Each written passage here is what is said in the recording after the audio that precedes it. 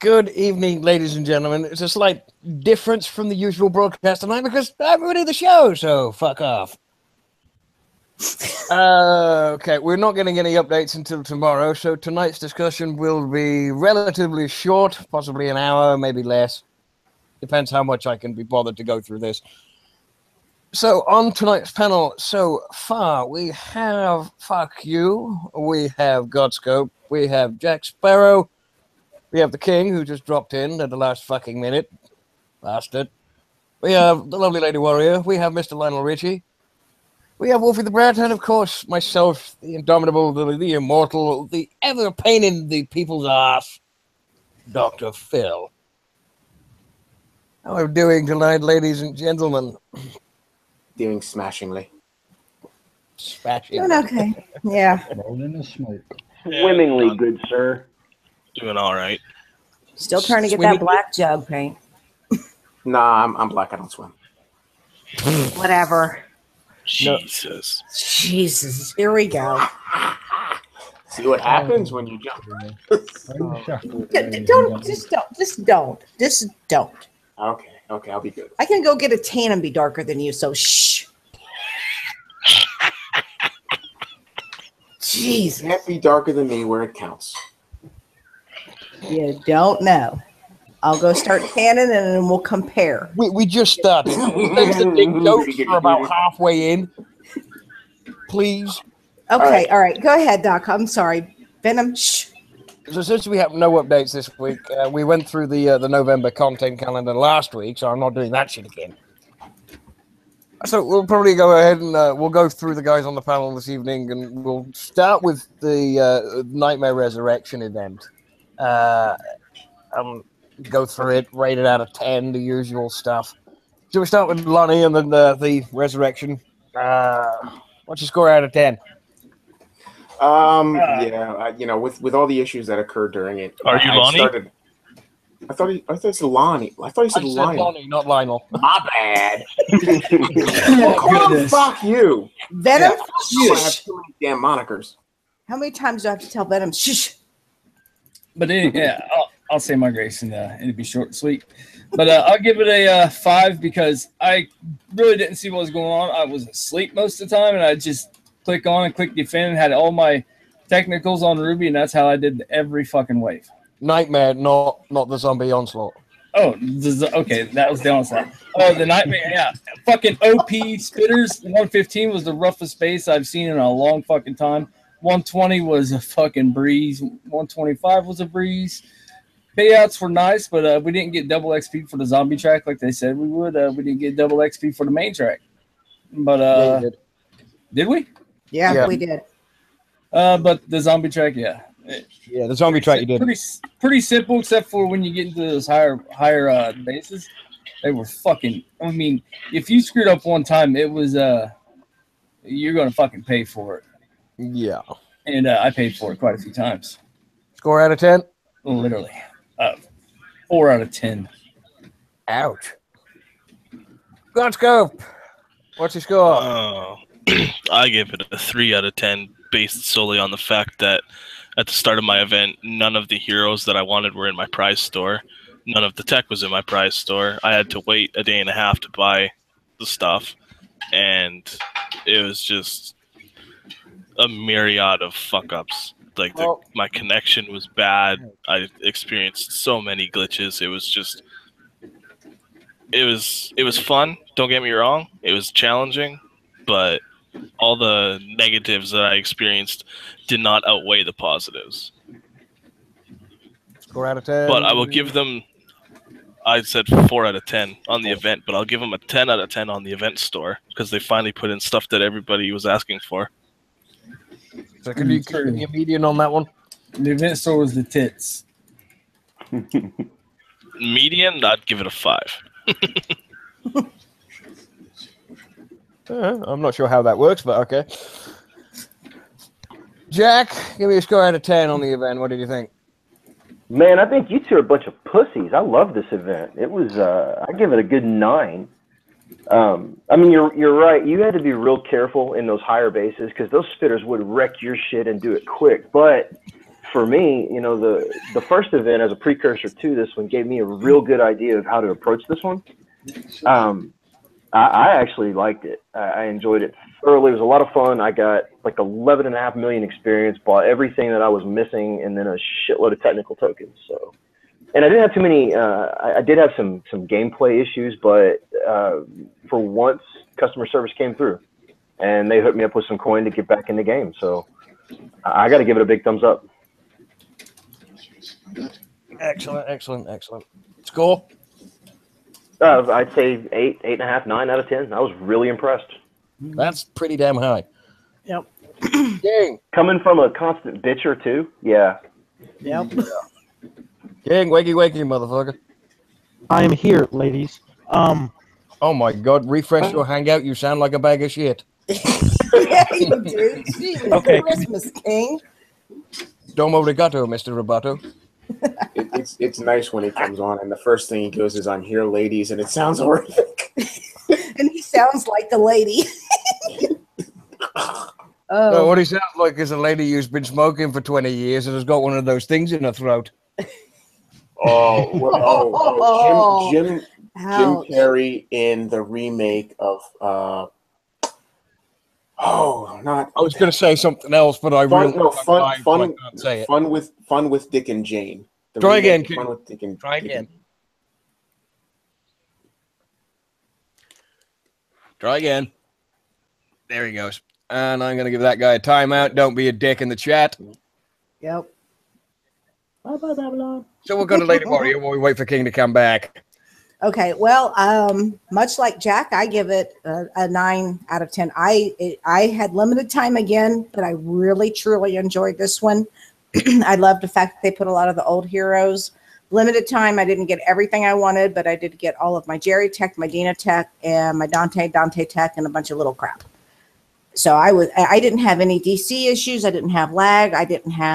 The only thing that kicked my ass was the 65. The first time I did it, the little black alkalite guy, I watched my hammers die like instantly because I did not watch any videos before I did it. And then I watched a really cool video. And after that, I didn't die at all. And I thoroughly enjoyed it. I thought it was a great little event. All righty. That's excellent. King, now you're back. We'll see if you fixed yourself. Sound good? No. Are you being serious or are you just being dicks? No, we're being No, serious. I'm being serious. Fuck me. It's okay. Give us your rating and then we can try. 7. Go ahead. You can. We'll put up with a little bit of. Seven is good. 7 is good. Venom, what have you got? Did Wolfie go? No, you're next. Oh, okay. Well, so I can't tell anymore because I'm in a different position on YouTube than I am in the chat. Okay. Again, I apologize. I thought you said Lionel before, but no. Okay. So I give it I'm going to give it a conservative 6 out of 10. Yes, having the precursor of the standard event gave you a knowledge of what to expect in the bases. Them flipping a few bases around and switching things up was nice. It kept you on your toes. The issues were there. It wasn't so horrendous as we saw with the original event in my personal go through. But my biggest thing is you guys are all saying how much XP you guys had. I don't fucking know because the leaderboard didn't work. I couldn't keep track of scoring what I was using as I was going through because I was building technicals and stuff in the original event and in the Nightmare to continue on. And, I just ended up blowing through. I ended up with, I think, 82 XP left over at the end of it, just fiddling around. But I did get a lot of prizes. The prize store was absolutely beautiful. It was a wonderful thing. So for that and the trophies in the original and all, it was fucking awesome. So I will give it on the overall, it's a 6.5. But if they had pulled it off without all the issues, it probably would have been easily an 8.5, 9. Can I also mention something about my rating? My ratings only ever go to 5, so I hate events, period. So I never give nothing over a 5. So 4 for me is pretty fucking good. Okay, whatever. just because I hate events. Wolfie, what have you got? You love So the 4 for me is like an 8 on average. Yeah, but you love the PvP event. You like that. Oh my god. See, he just got Ugh. happy. Yeah. I'll give the event like an art about a 6. A 6? Yeah, wasn't up to par, you know, lag and all of that taken into account. When it first dropped, it was unplayable. Onslaught, I'll give it about We'll do Onslaught in a 8 minute. to 9. I'm trying to stretch this out as long as I can, okay? We'll do Onslaught in a minute. And our show's over. Okay. Show's over. Good night, Bye, everybody. guys. We're done. No. Carry on, Wolfie. Carry on. But yeah, that Nightmare event, the prize store, if I could rate that, I'd give it a 10 because it had tech in that I did not have for Jericho, which is useful to have, and obviously Dina. Other than that, it's about a 6 or a 7 for the actual event because of the lag. Not bad, not bad. I'm probably going to give it a solid 6. Just because of the issues. I would probably rate it higher if it wasn't that fucking nemesis. And that fucked me right on the last day. Go into a base, deploy, DC, spend 6.5 minutes trying to get back in because of repeated crashes and flash crashes and that stupid 2002 clock out of sync error that support don't even know what it is. Throttle a whole bunch of people. So there's that one. And my jug died a lot because of that. And I wasn't particularly happy on the 16 hours that repairing that platoon. So 6. The event store, best event store yet to date. Agreed. And I don't give Kixeye a 10 ever. So the event store gets a 9. Yep. That's why, on average, it works out at about a 6. It wasn't too bad. I just wish I'd have had more time to play. Personal life and those sorts of things gets in the way from time to time. And I didn't have a lot of time to play that event. I busted it on the last 30 hours and just ran and kept going until I ran out of time. I was in the same boat. I was running on 1 hour of sleep at the end of the first event, and I had about an hour and a half's worth of rest after the Nightmare event because I was staying up until 3 o'clock in the morning trying to catch up because, you know, personal life, having to run around, do things for the family and for the household. And then he's like, oh, shit, I got to get a couple hours in to collect some XP. Mine was 4:45 to go off to work. Yeah. Well, mine was a little bit different. Mine was a Halloween party followed by Sunday in bed recovering from said Halloween party. It was an epic Halloween party, and that was awesome live. It was. It was. I mean, no hangovers. No hangover. I just ached like a motherfucker. I can imagine. Yeah, you did. I did not get a hangover. I ate like a bastard, don't get me wrong, but no hangover. Oh. Mosh pits will do that to you. Okay, so that being said, we'll move swiftly on to the onslaught, which again was some people have complained about, some people haven't complained about, and of course the issue right at the start that Kixeye jumped over on in the first half an hour, rather than making us wait 6 hours and then say, well, this has gone wrong and we're going to take the game down for this amount of time and blah blah blah. And they also fucked with my show. I did not appreciate in the slightest. I had it set up for 2 p.m. start time. You pushed it to the actual event start time. Yes, I did. See, patience is a virtue. It still would have messed up the show. Either way. Yeah. It still didn't come out at 2. I think it dropped somewhere around 8-9 o'clock for me. Oh yeah, okay. Yeah, something like that. Yeah, unfortunately, again, I was indisposed, but thank you very much. Again, very grateful for you taking the reins. And the shit happens. No, it's not. I sort of I forgot what, because you get home really really close to the event start. Not the event start, the show start time. I might push that forward for you a little bit. No. This is 7:30, 7 o'clock. That's fine. I get home around 5:30, my time. Yeah, which is fine. Good stuff. Sorry, back on the topic. Okay, so we'll go through the onslaught, and again, we'll give that a rating and ask how you did and what you used and blah blah blah. So we'll start with Far again at the end.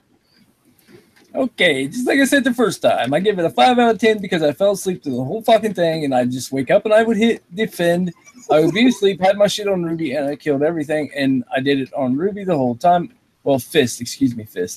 And I slept through almost the whole thing. I'd wake up and I'd hit next, and then I'd wake up, I'd be DC'd, and I'd refresh, I'd hit it again, fall back asleep, and then I woke up, did about 5 waves, and fell back asleep, woke up, did about 10 waves, and I finally did the last 5 waves, and I did it all on Fist. I watched the movie while hitting defend, so I mean, simple, but I do like that war paint. It's pretty nice war paint. It is a good war paint. I would advise Kicks if they're going to run another one like that. I mean, yeah, that's nice keeping a new price, something like a war paint or something like that. That's better than fucking couple K medals and a little bit of thorium. Since they're not going to give trophies out for it anymore like they used to, if they're going to bring onslaughts back like this, to have something like that. I like the war paint. But yeah, I think they should mix it up a little bit too. I demand a zombie trophy for my onslaught. I busted my ass for that. Yeah, I like. Yeah. I wish they would. I called the freaking mini event trophy. I called that fucker 2 days before it started. I know, we had that discussion. Yeah, I know. I was like, guys, check this out. There's a little guy popping out of that grave. I bet if we have a mini event, that's the trophy. And I asked for that trophy a year ago. Yeah. Well, I remember when the first one came out, we was like, oh man, I wish something would pop out of that thing. I wish something would pop out of that thing. Yeah, we both discussed that. They finally did that. But that was awesome. But yeah, onslaught sucks, but if we're gonna get a war paint, I'll do it. Yep. It's a nice looking war paint too. Yeah, it is. It's very sexy.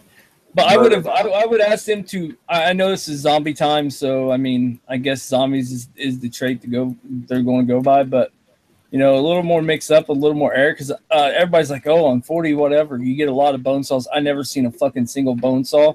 I mean, I don't know what I glanced at it on the last 5 waves. I would glance around, check it out. And I did the last wave because everybody said it was hard, and I just watched my shit kill it on Fist, and it was done, But really, really easy for me being a high level. But I think it's nice that they actually dialed it down enough that actually people can actually do it. That's not high tier like I am. People like Doc was able to complete it. Just came back and you just couldn't run through it. Like I'm sure Doc. It took him a little bit of time to figure it out on some of the waves, but he just couldn't just Ruby it like I did. No. We'll go. I'll discuss that at the end. I think Godscope's still eating, so he's put it in the side chat. He gives Onslaught a 9 out of 10. It was a little too boring for his liking, and 40 was the hardest wave, and the rest was cake. That's because your base sucks and you can't defend against bone saws properly. Ooh! And I'm saying that because I never seen a single bone saw on my base. I never seen a single bone saw on my base. I saw. Well, I'll wait till my turn. No worries. Jackie boy.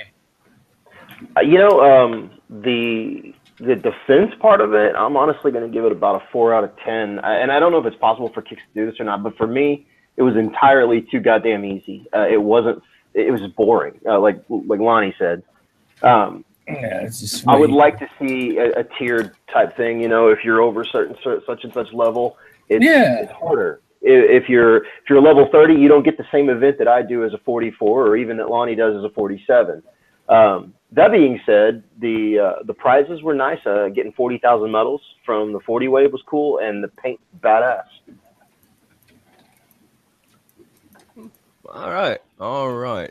King, are you still alive, or are you Mr. Robot? Sound good? Oh my! There he is. Much better. Now he sounds a little less like a girl. Ha! Love you, King. You know that. I only chucked my computer halfway across the room, so we're good now. That'll do it. Oh, that'll fix it. Just Um, smash it with a hammer to work better.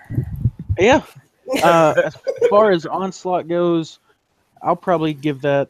I'll give that a 7. I do agree on Lonnie's point that some medium to, well, not lowers, but mediums should be able to do it too, and people that just came back like Doc. I do think it should be a little bit more challenging, like Jack said. I do agree that 50 was almost a medium point. I do think 50 should be buffed up a little bit more than what it is. I really didn't have a problem with it. Nothing touched my base. I just ran. My walls wasn't even touched. Yeah, I had barely damage on my walls from I think it was raptors coming in my base. Yeah, Dying that's what I had. Yeah. I ran the technicals and phalanx. I had 6 phalanx and I think it was like 14. I ran 21 technicals in Jericho.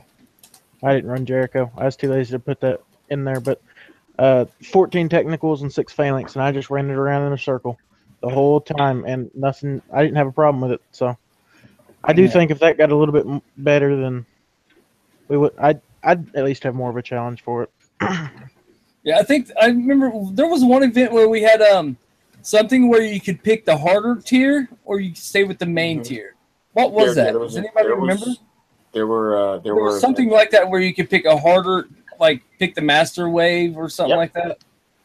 Yep, there were 3 levels. The main wave where you could do the master wave. I think they should have something like that and have like a big prize, and let it to where you're able to do the medium and the. Make it like one of the old event styles. Make it a new Onslaught style where you got 2 tracks, an easy track and a hard track, or 3 of them, which I probably wouldn't be doing 3 of them, but. Well, you'd have the 3 for the sort of the low, and I'm talking low 30. I'll tell you what, that would be an excellent idea. 3-track sets. You can do all 3 if you choose to. You can attempt all 3 within the time limit of whatever number of days that the Onslaught runs for. 2. Yeah. Okay. So say your low one, at the end of it, you get your progression. The payouts are moderate. Your difficulty is low, and you get a skin for a relative unit in game. Like say you got a blacked out version of the skin for hammers. The medium track, a little bit tougher. The end result is a blacked out paint for say Hades or something a little bit stronger. And then finally the hardest tier is far more difficult. And at the end you got the blacked out paint for the Juggernaut.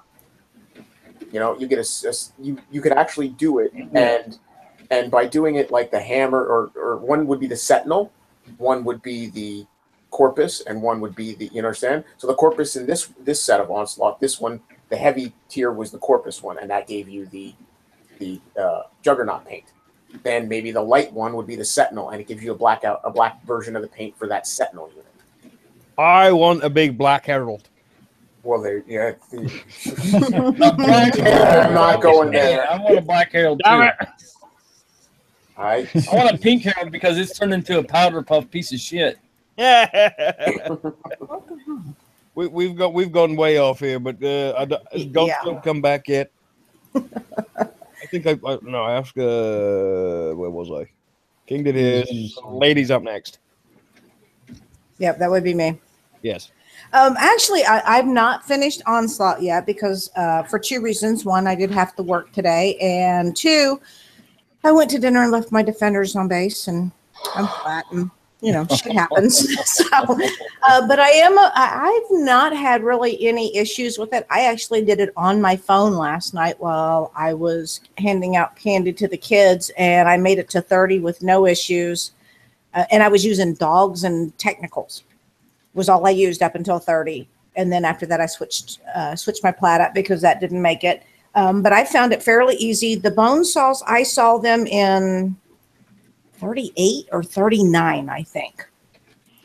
And that's the only wave I saw any air, and I think a couple of raptors at some point somewhere. But overall, I don't know, 8 out of 10. It's not bad. The prizes aren't too bad. It's not very difficult. Some of the higher 30s could do it probably depending on how their base is set up and what type of defenders they have. But I like it.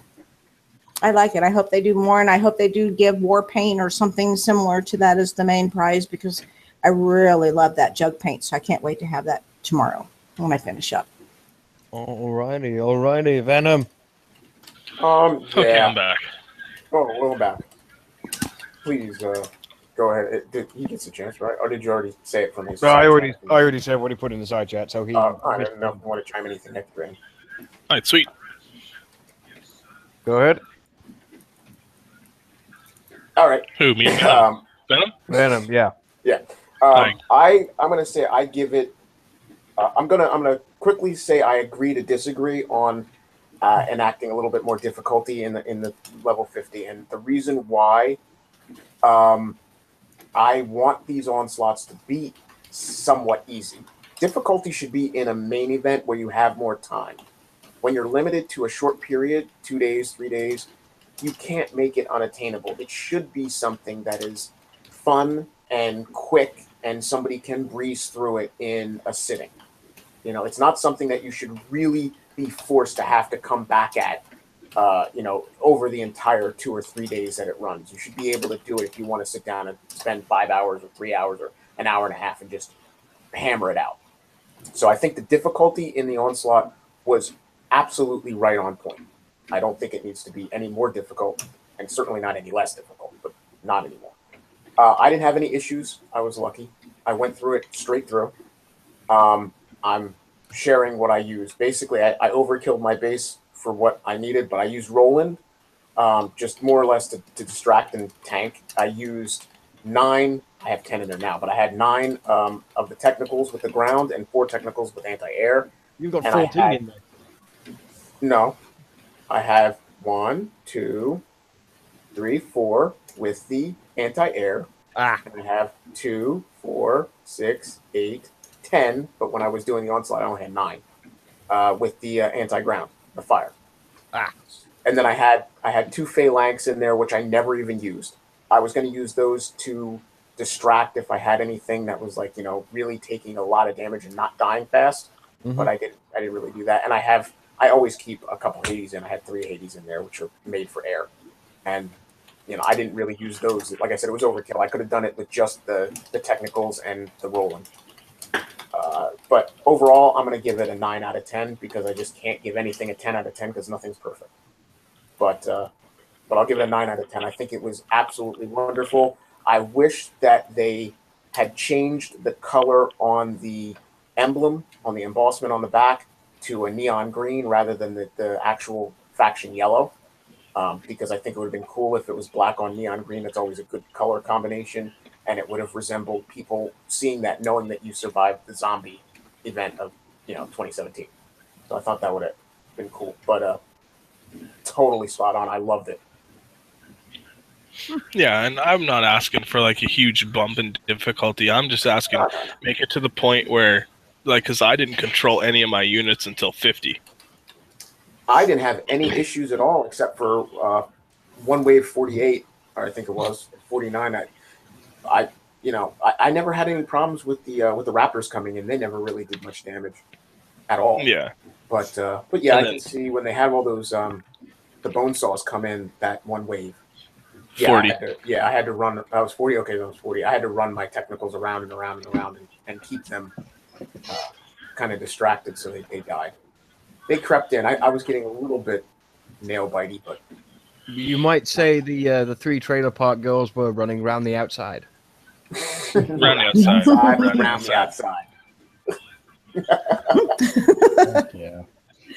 And ladies and gentlemen watching, that is the stupidest joke you will hear today, so don't worry. Especially since Slim's not on. What do you reckon? Now don't be picking on Slim when he's not here. What do you mean about stupid? The stupidest joke on the show? Godscope, you are the stupidest joke on the show. Thank you, Doc, because that was the next thing I was going to say. Even though Godscope, I love you. Doc, you want a 1v1 on the show? Fuck off. Yeah, that's what I thought. That's like kicking a baby.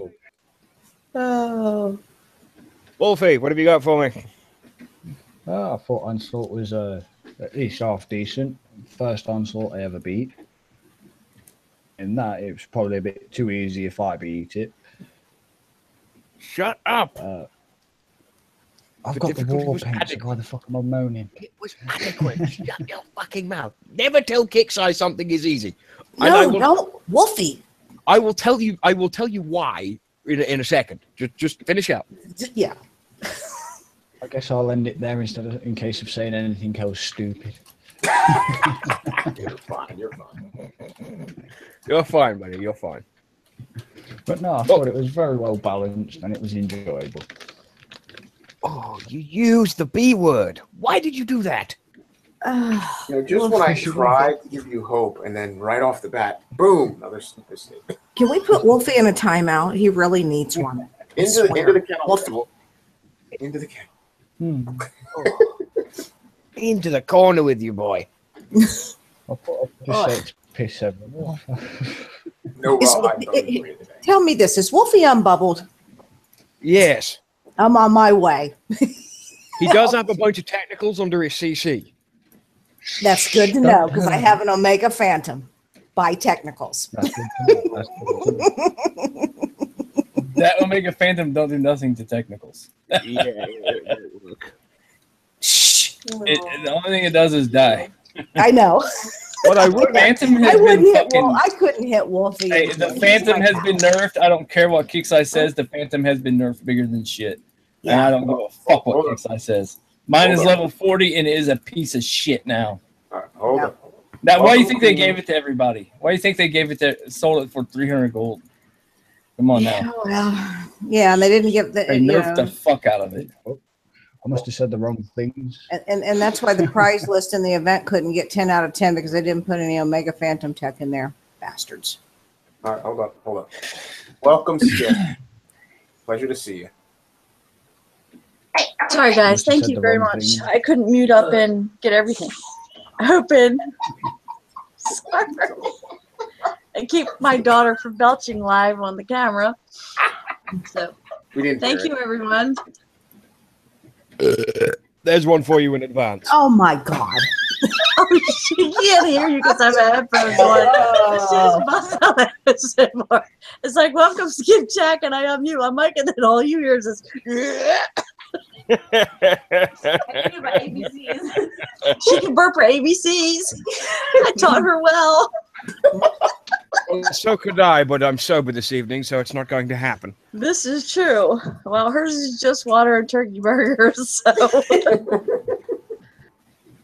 hey, everybody, and we're live. Yeah, we've been live for a little while. Shit. I've lost my spot. God damn it. Wolfie was last, so either it's up to you, Doc, or you can go to that fear person. Well, yeah, we'll have to go to the banana-faced fuck, eh? Oh, are we at the end? I missed the whole show then. No. We're still going. No, we're not. We're almost done. You can't slip on his pill because his pill's up his ass. Oh my God. So glad I have my headphones on right now. God damn. Daggone it. Phil, Dadgummit. Oh boy. God damn. Stop. Shut up. Shut up. God damn it. Shut up. Shut up or I'm sending you to the Chinese takeout.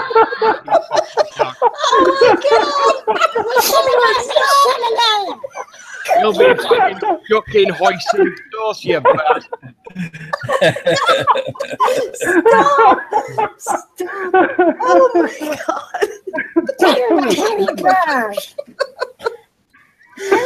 Oh, Are we all done having a good giggle now? Oh my god. maybe. Trying to breathe. I told you, get through half an hour of the show, and then it would just go fucking nuts because it always does. So we get about halfway in, and everyone loses their goddamn minds. I know it's my fault. I'm sorry. He's muted. Phil, Where were we? Can I have your score on the, since you weren't here at the start, you'll get both of them on the event and onslaught out of 10. What makes him so special? Wakey, wakey. Fuck This is why you don't buy a map. Exactly. He's done. Kixeye, why couldn't you released something for us to discuss? Yes. Well, since Peel's not fucking here to answer the goddamn question, Skippy. Yes, dear. Did you do any of the event or the onslaught? I did, and I haven't finished mine, so I'm still working on mine. I did work pretty late into the evening. I failed miserably in Wave 30, but I kind of tried to do one of those, hey, it's 3 o'clock in the morning, let me see how far I can get without repairing my base or doing anything or making any adjustments. So I think I was on, well, it was me and the guys in their room in the after show from last night. I think I made it, I think it was on 5 or 7, so I went from 7. Plus, I was doing stuff in forums, so I went from 7 to needing resources and some other stuff, and then all the way to Wave 30 without and no repair time, not even redoing my mines or making any adjustments. I didn't look at any videos, so I made it all the way to 30, and I almost won. And then finally, those big, I don't know what they are, the big, gorilla-looking guys got through my walls and then went right to my command center. So I didn't make it to 30, so I'm on 29. So I'm going to see how far I can get, just make a few changes. I don't have any testicles in my base, so I know if I did, I would do better. Hammers, sugar. Yes, I switched Fire out. I did. I switched out my hammers. I had the phalanx in there. The phalanx were okay, but the hammers worked better. And then I won fire tech, and I put it on my alkalites, I think, or my liberators. I re-put the fire tech on my liberators. Yes, I coined some of that and put them in my bunkers. And I'm telling you, when I did that with my bunkers, it was just like insane. I'm like, what the hell's firing all this stuff? And then I realized it was coming from my bunkers. Liberators don't have fire tech. I'm sorry, Spartans. Yes, you're right. And then I won more Spartans, so that was good. And then we took that time out. The guys and I took some time out, and there was like I needed some Thor for my dogs, but there was something I wanted to test with Dina and a dog. Like when you use the new dogs to bait things. So we did find something out in one of the Thor 80s, so I have to pass that along to Kickstarter. I don't really want to discuss it live, but I'm just saying, if you guys decide to use your dogs in anything and you're baiting anything with a cloaked unit, please be careful, pay attention, because I was able to, by using my dogs to bait on all 4 corners. Everybody knows that there's one corner that Dina uncloaks too soon. I was able to do, by using the dogs, my Dina stayed uncloaked the whole entire time, and it's not supposed to, and that's even after the guys had prepped the base for me. So there was like nothing but one building in the base. So she comes in uncloaked at all 4 corners. So, but it's just Dina. I tried other air too, and it only happens with the new dogs. So I need to get that video uploaded and get all that stuff together and get it to Kickside. But as far as the first event, I got a couple dogs, and I didn't really get very far because I spent a little bit more time moderating than playing. The Onslaught, I always enjoy the Onslaughts because I love getting medals that I don't have to work for because my base is strong enough to me. And it's free unit repair too, so you get to test and it's free. That's why I like it. Yes, and that was what I was going to say, is that that's what we talked about last night. It's one of the things that I like. I know some of the low levels, even some of the low levels that have PM'd me today, I have not had a chance to get back to. Sorry, real life took over. But it is really a good chance to really pay attention. Don't just hit the defend button and walk away, or sit there, and pick your nuggets or whatever. Really pay attention to what's going on in your base.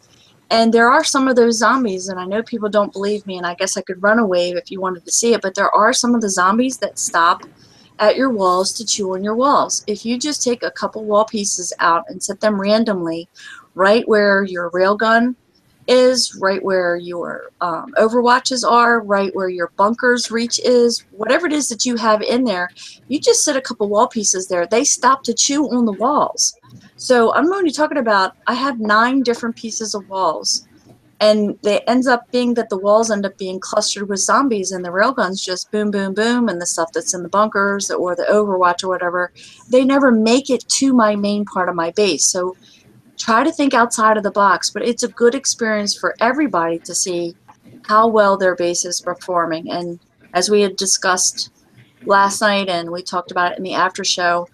I've made a lot of changes in my base, and since we haven't had a onslaught in a while, I really wanted a base test of a PvE base test of just like a whole bunch of stuff being thrown at me at once. So I see there's some adjustments that I need to make. So I'll give the onslaught. I'm sorry, I'm going to give it a 10, even though I'm not done, because it's a learning experience for me, for my base. It's a good way to test because I'm live and I'm watching, and I get free stuff along the way. So, and I get free base tomb repair. So I'm pretty cool with that. The regular event,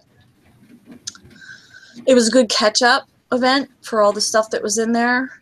I think there were some of those bases. I know we have resets, but there are some of those bases that were really, really glitchy. I was a little disappointed that Kickside didn't maybe spend a little bit more time to kind of, even if it meant reducing the damage, because you could tell what it was that was lagging people out, and it wasn't on your end, it was on Kicksai's end. So imagine the people who did have problems with lag, how horrible some of those bases were. So I was a little disappointed with that, but so I'll give the regular event maybe like, because it was a catch-up event, I'm going to give it an extra point and say an 8. But normally I would have said the event would be about a 7, a solid 7 for me. Again, I didn't have any lag at all. I mean, I never made it to those big high-end bases, but I had no lag at all on the main event or onslaught, nothing. So you were bringing up walls. I think we could use 20 or 30 more walls. You know, I look at it this way, because we talked about this too, because we know Slim Shady really needs to have a base expansion, and I hope there have. So I've already have asked nicely to advocate. It's the last quarter of the year. It's the end of the year. We haven't had an expansion sale in a while, and I see what they're saying is that you practically have to stash your trophies in order to use your walls strategically. So that'll be the next thing that I kind of ask for. Say, look, hey, because Wrong Thinker addressed that in his Q&A and said there's no plans for it right now. I know people want more walls, but we're running out of room, because in Battle Pirates you can scrap buildings. So there's things you can scrap to make more room, and the only thing you can do in War Commander is stash your walls. So yeah, I'm with you, Lonnie. I think I'd like to see, obviously, I'd like to see 50 new walls, but I could do a lot. Seriously, I can do a lot with 25 or 30 walls. Oh, for sure, for sure. So, I mean, if they would just like meet us in the middle somewhere and allow us to make that decision. Now, that being said, I mean, we've got a kick-ass panel here tonight. If it means that you guys have to stash a couple trophies in order to have walls, I mean, so what? So be it, right? Yeah. I mean, that's the way that it is. I mean, because especially in an event like this, because it's, you know, PvE, but say you go to war and say you would rather have more wall protection than use your trophies to hide your stuff. It's a strategy. Let you be the one who picks which you want to do. You don't have to build the 25 walls. You know, you see what I'm saying? And you could scatter them around like I do. I have scattered pieces all over the place. But give us the option to do that and let people use that as a strategy. I know people. I would say as long as they let me put out my Easter trophies during Easter and then put them away, and my Christmas trophies during Christmas, and the Halloween trophies during Halloween, I'm totally okay with having to pull them off the thing to allow enough. Yeah, I mean, I think, you know, I get the guys. I mean, you know, again, I can use both of their names because they've always said that I can, especially Scooby. He uses those trophies strategically. I mean, it was really funny. Oh, I do.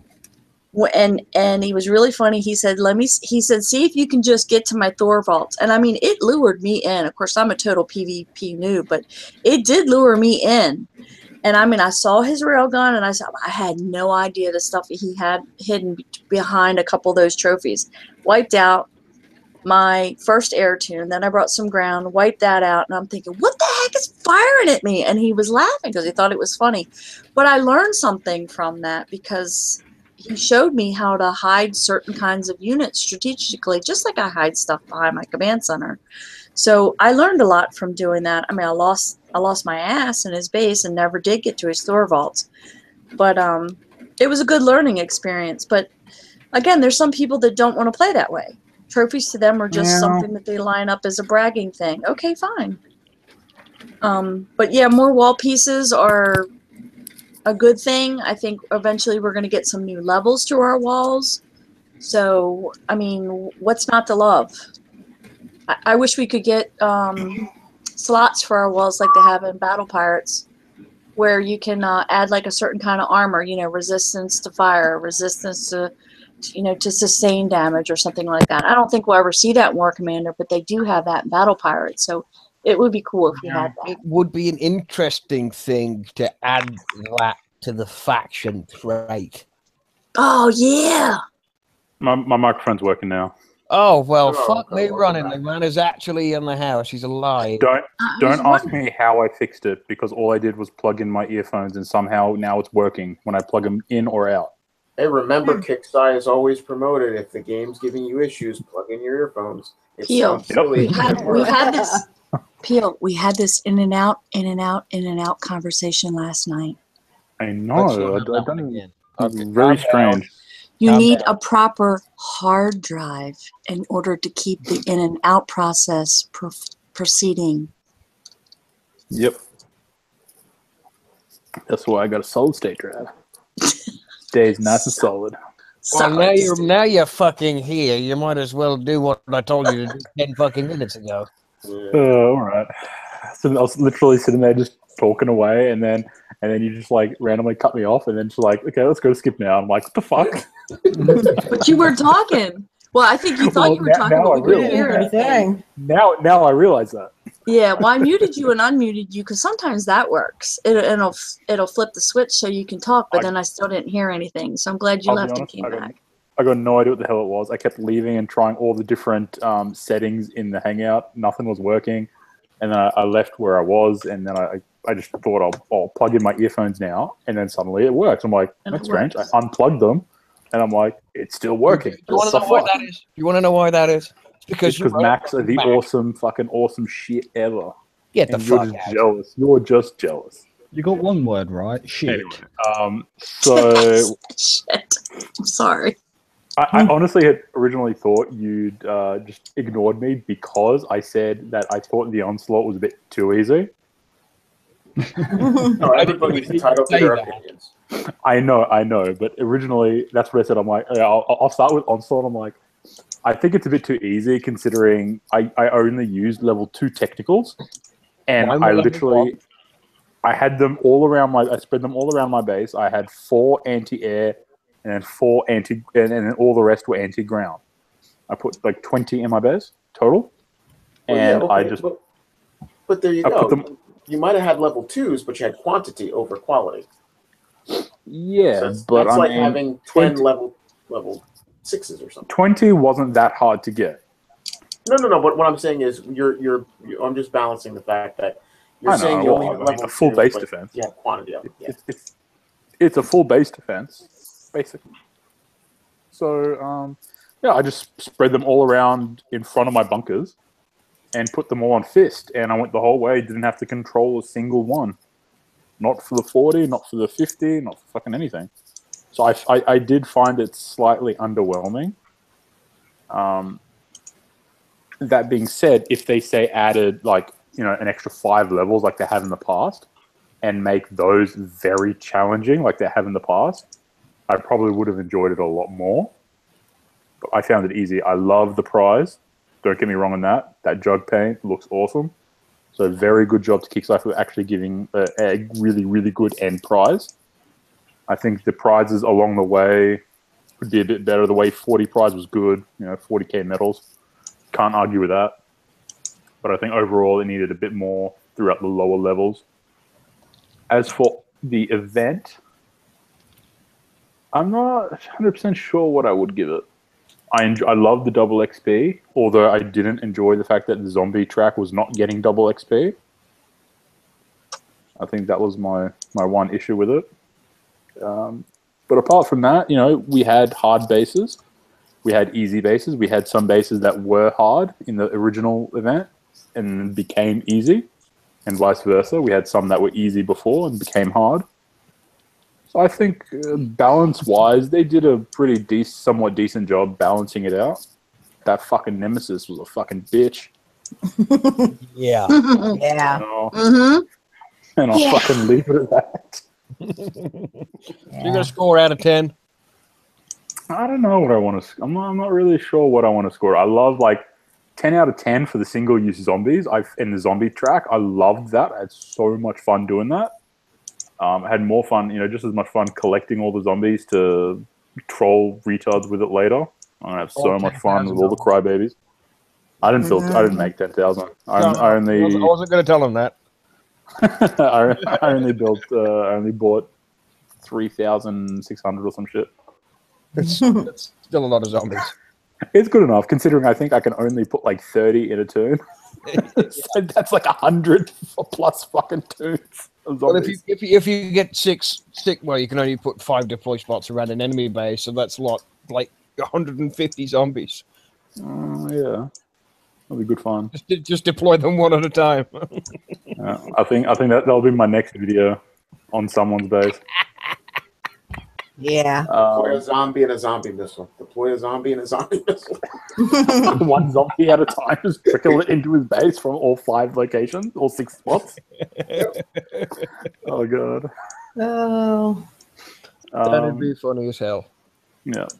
But I did I love doing the nightmare events because that double XP it's just fun, and you can't for example, anyone that had say the 50% XP boost, if you had that running when you finished the faction track and got that, that to start with, that's a big 600k boost, and then if you had that bonus going, you get 900k, and then if you had the 10% boost on top of that as well, you get like fucking 960k fucking XP in one fucking You hit. take 990 because it's 60%.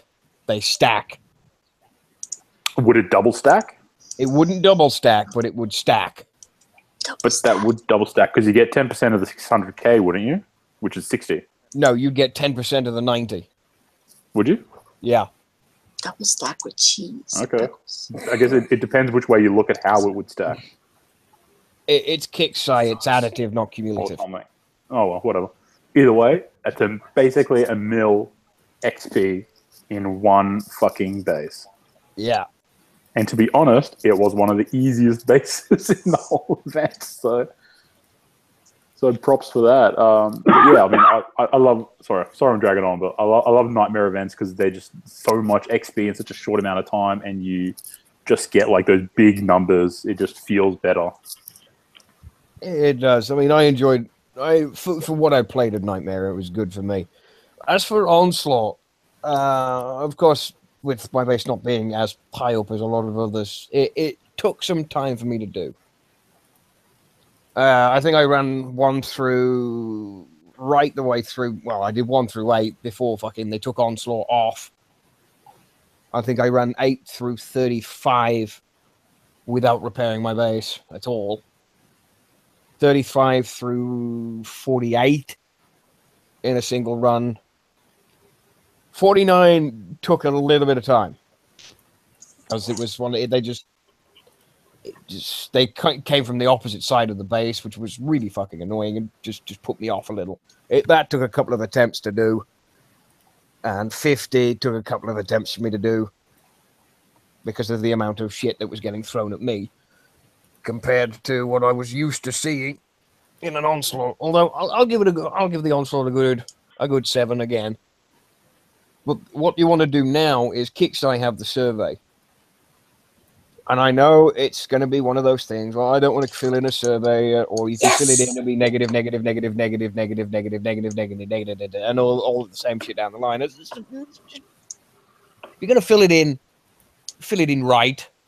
If you thought the event was negative and you thought all the shit was negative, then by all means. But explain why. Why? Yeah.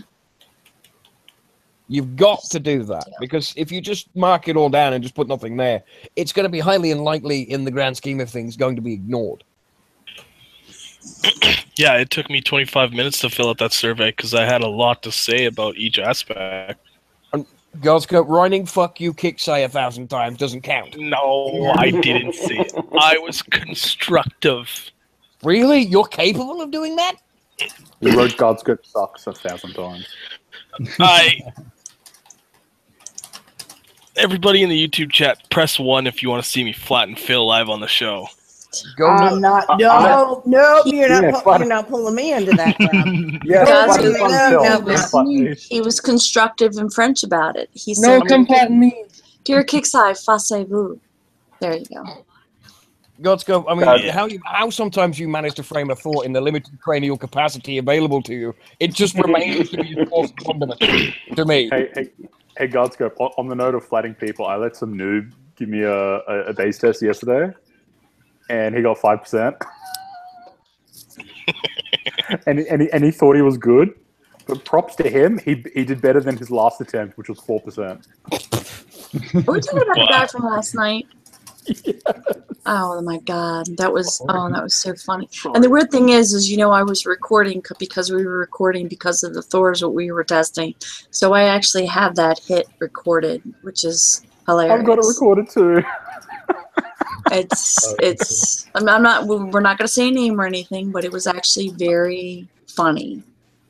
And I thought, and then for him to whine about all the testicles that you had in your base, I'm like, dude, did you not see him when you came in there? I mean, were you not paying attention? It's like, what? Look at YouTube chat. Oh, I don't even have YouTube chat open. I'm sorry. I guess I should have. The person that hits 1 gets put on my temporary shit list. Phil, I don't think you're going to be able to list all that. There's a lot of people listening. I can. Man, I'm at a base, so I'd go push 1. To be fair, KS did put down 1 6 times. Well, then he nullifies himself, and it takes 5 1s off everyone else. Just because this is my show and I make the goddamn. Hey, Phil, the people want it. Well, the people I want you to under my iron fear. This is not a democracy. This is not a fucking democracy. Hey, I do need a base test. YouTube side chat. Hey, Farmer wants to see Dr. Phil flatten you. I think he could do it. Farmer Blades. I think he could. Who flattened me? No, I think we all want Peel. to see that. That's a good idea. Oh, flatten me. Peel. Yeah. Who said that? Oh, yeah, that was. Hold on, I'm trying to scroll. Everyone's talking. I'm trying to scroll. Sorry, Farmer Blade. Look at all these ones in here. I hadn't looked at side chat, and all of a sudden it's like all these ones are here. It's like you want Scope to lose his ass in my base. See, this is a big compliment here. Hunter Hamish and Hunter Hamish is one of those kind of players. We've known each other for a long time. Go back a long way. When Kixai bends us over, he is very vocal about being bent over because he does not enjoy it, unlike me. Okay, but when we have a good event, he will give props. And he said, I thought it was one of the best events that they've produced in a very long time. I appreciate those kinds of comments. Would like to see more of that stuff in forums because not all the guys watch the shows, but hey, we've got a new CM, we've got a lead dev, we've got a CM that's coming out, we've got Golden Doodle, we've got a lot of people that are working really hard to put together some kick-ass events. People have no problems going in forums complaining. Please feel free to go into forums and post a thread how much that you enjoyed the event, even if you did the survey. How perfectly timed after Skipjack started saying this. Hunter in YouTube chat says, I like reverse psychology. Yep, I like reverse psychology. You know what Hunter likes? After events. Hunter likes it in reverse. It doesn't matter what kind of subject it is. He just likes it in reverse. I used to go and post the threads from the desk of Dr. Phil when I used to do the events. I just can't be asked doing them anymore. They take ages to write. And now because Kixai like to put asterisks in just about everywhere, you can't say hell, you can't say damn it. It's like, they're working on that. It was a little too extreme. They're working on the filter to kind of like dial it back. It'll actually pick up if you type one word and another word, like how it is in Global. If you type one word and another word together, and then it'll start out. Yeah, and it's not even a cuss word. I was just going to say the worst thing is in Global Chat. I mean, it's not intentional, but it stipulates so-and-so hit something. Like, and if the person's name starts with an F or an S, it's instantaneously stars and blurred out. It's like, now, the funny thing is, they fixed that in Battle Pirates years ago. Because people got pissed off with it. or or is hit, or something this and something that and something else. Yeah. Or It is funny. It's funny watching the logs you post, but like from the game getting moderated. It's just like Oh, I mean, I went through some of my stuff that I posted in the forums not so long ago during what was it? Just before Warpath, and I put out my bulletin on that about just how bad it would end up being if Kickside decided to run it repeatedly, like they have done in the past with the repeated amounts of invasion and onslaught that just get grinded out into the players, and the players get pissed off with it. And the amount of failures that have happened before that don't need to be repeated. Exactly. I know for a fact my use of profanity in the forums is limited at best because I write that way on purpose. But when I'm trying to read through it, it's like, hang on a minute, I didn't use any particular words there. Why is that censored out? And I'm trying to think to myself, what did I say, and which words are getting blanked out. I mean, there's nothing wrong with moderation in the forums and trying to get rid of some of the toxicity when people are writing "fuck Kickside," "fuck this has happened," "fuck you," "fuck this," "fuck that," "fuck everything else." That's fine when they're trying to moderate properly. But when I'm writing a fucking post, it really gets on my nerves. Because the first thing that jumped into my head when I saw it for the first time was, oh my god, cyber cunt's been in my fucking posts again, editing all of my shit. No, it's a new filter. That's the first thing I jumped to, and then I realized as it had gone after another comment I'd made on the same thread with several uses of different words that were instantly asterisked out before I'd even refreshed. The second I posted it, it was asterisked out, and I'm thinking to myself, well, what have Kickside done this time? How bad is this going to be, and is it going to put a permanent flag on my record? I know I got a couple there from an argument. Well, it wasn't an argument either. It was me baiting him last year, which was pretty fucking hilarious, might I add. I mean, I can't stand him. I never have. The guy's an idiot. I think I still have the copy of that thread somewhere, and the replies are almost hilarious. But that's one of those things. But that's a story for another day. I'm trying to think if there's anything else on my radar, really, other than the survey and the one particular question that was asked in there about the onslaughts. How often would people like to see them? I mean, onslaught used to go once a month. Well, it was once every couple of months. Then it dropped to once a month. Then it dropped to like every couple of weeks, which is what grinded the players into this thing of hating onslaught in the first place. Similar to Warpath, the suggestion going out there is quarterly, every couple of months. Run an onslaught with a specific paint job or bring back the fucking onslaught trophy or something like that. I would like to make a simple suggestion that onslaughts be events that are based around proper holiday seasons, like this zombie onslaught, a seasonal onslaught. So you have like seasonal Christmas, Halloween. If I get attacked by fucking snowmen, you're fired.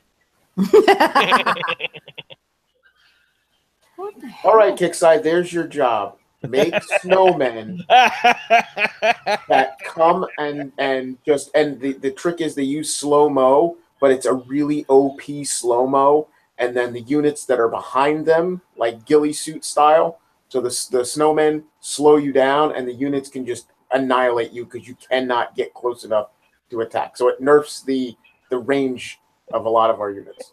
There's your fucking go. Go to it. Fuck Phil over. With and the I fact that smile. You are an absolute bastard. I love it. All right, but no, but like a seasonal onslaught for this would be nice. I mean, again, it kind of sucks because it's one of those few things that we're gifted the ability to use our units without taking damage because they're instantly repaired, and that's a wonderful thing, and it helps people test their bases. But it also spreads it out enough that we get units, can upgrade our units, and then can actually use this, like Skip said, to test our base defenses and jockey things around.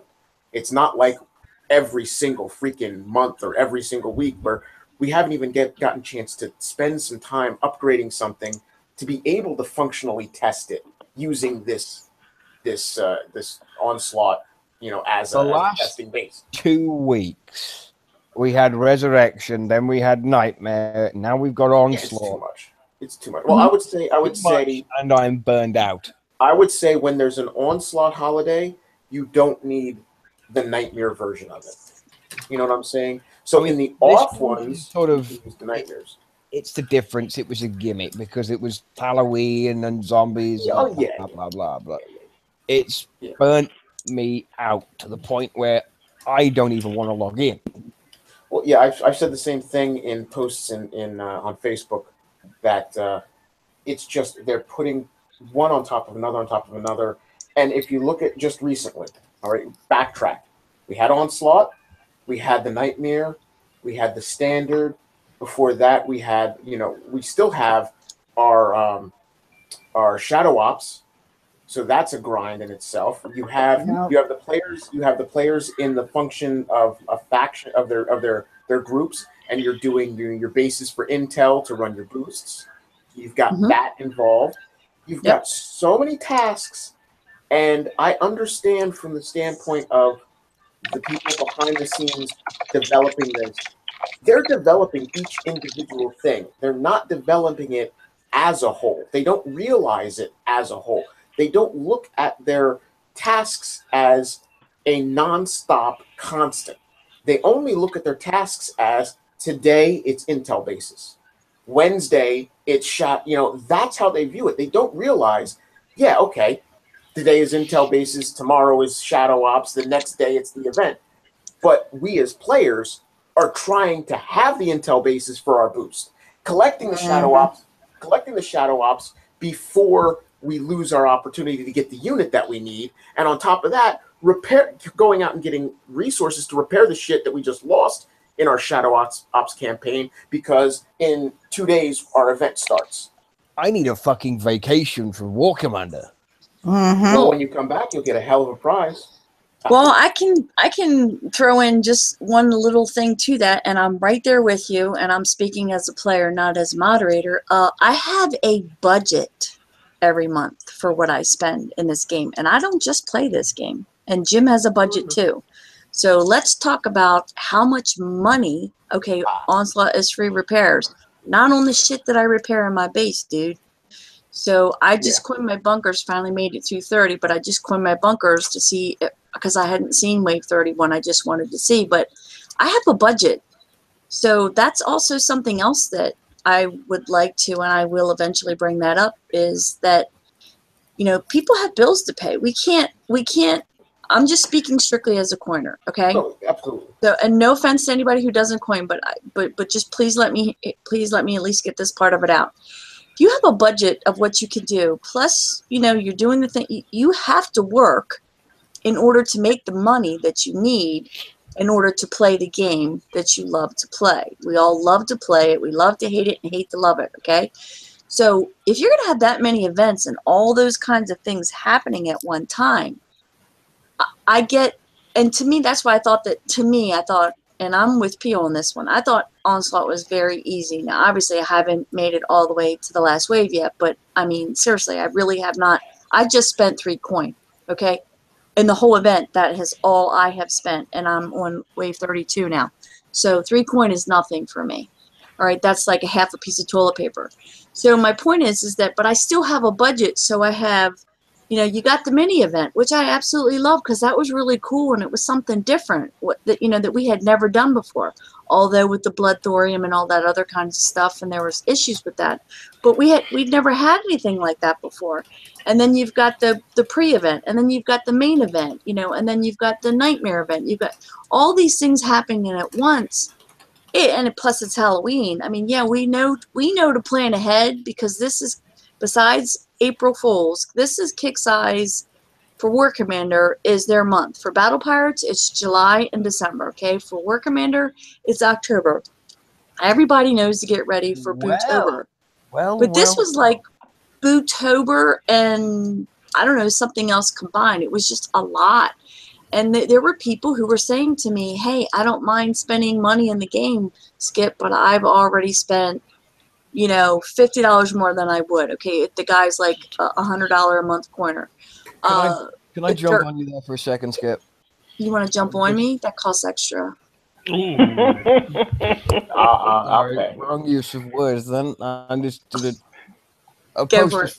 Well, I've just seen it. I don't know how long it's been out, but we have a brand new CM. Yes. I didn't know if you had seen the side chat yet. Okay. I didn't want to say anything. I wanted you to be the one to bring that up. So, CM Bernie. Yes. What a name. Bernie's a good name. I like Weekend that. at. Hold on. Let's coin his catchphrase from now, and it's going to be an obvious one because I'm pretty sure we can all feel the burn. No. He's gonna be. Never say that again. I will ban you from the Hangout permanently. Fucking hell. Oh my goodness. Okay, so depending on what font you look at and you look at the way it's spelled, when he first told us what his name was, I thought it said Bunny.